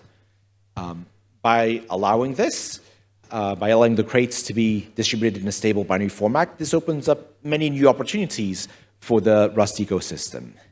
And finally, we look forward to further developing this proposal and working with the Rust community to develop this feature into something that can be useful for everyone. Thank you.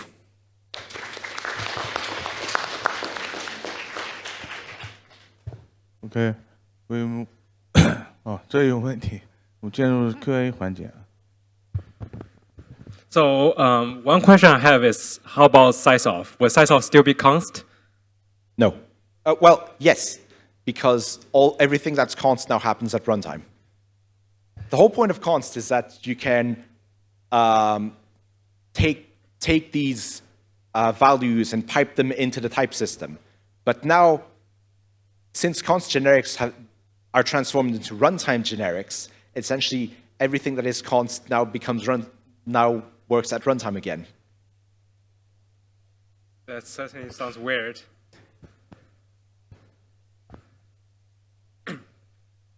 If you use inline with export, would you then be able to use a monomorphic function that way? Since you're promising that it will never change, so it's okay to inline it, so can you also monomorphize it? Yes. OK。还可以问4个问题啊，还有4张这个开发者之夜的门票，大家踊跃提问啊。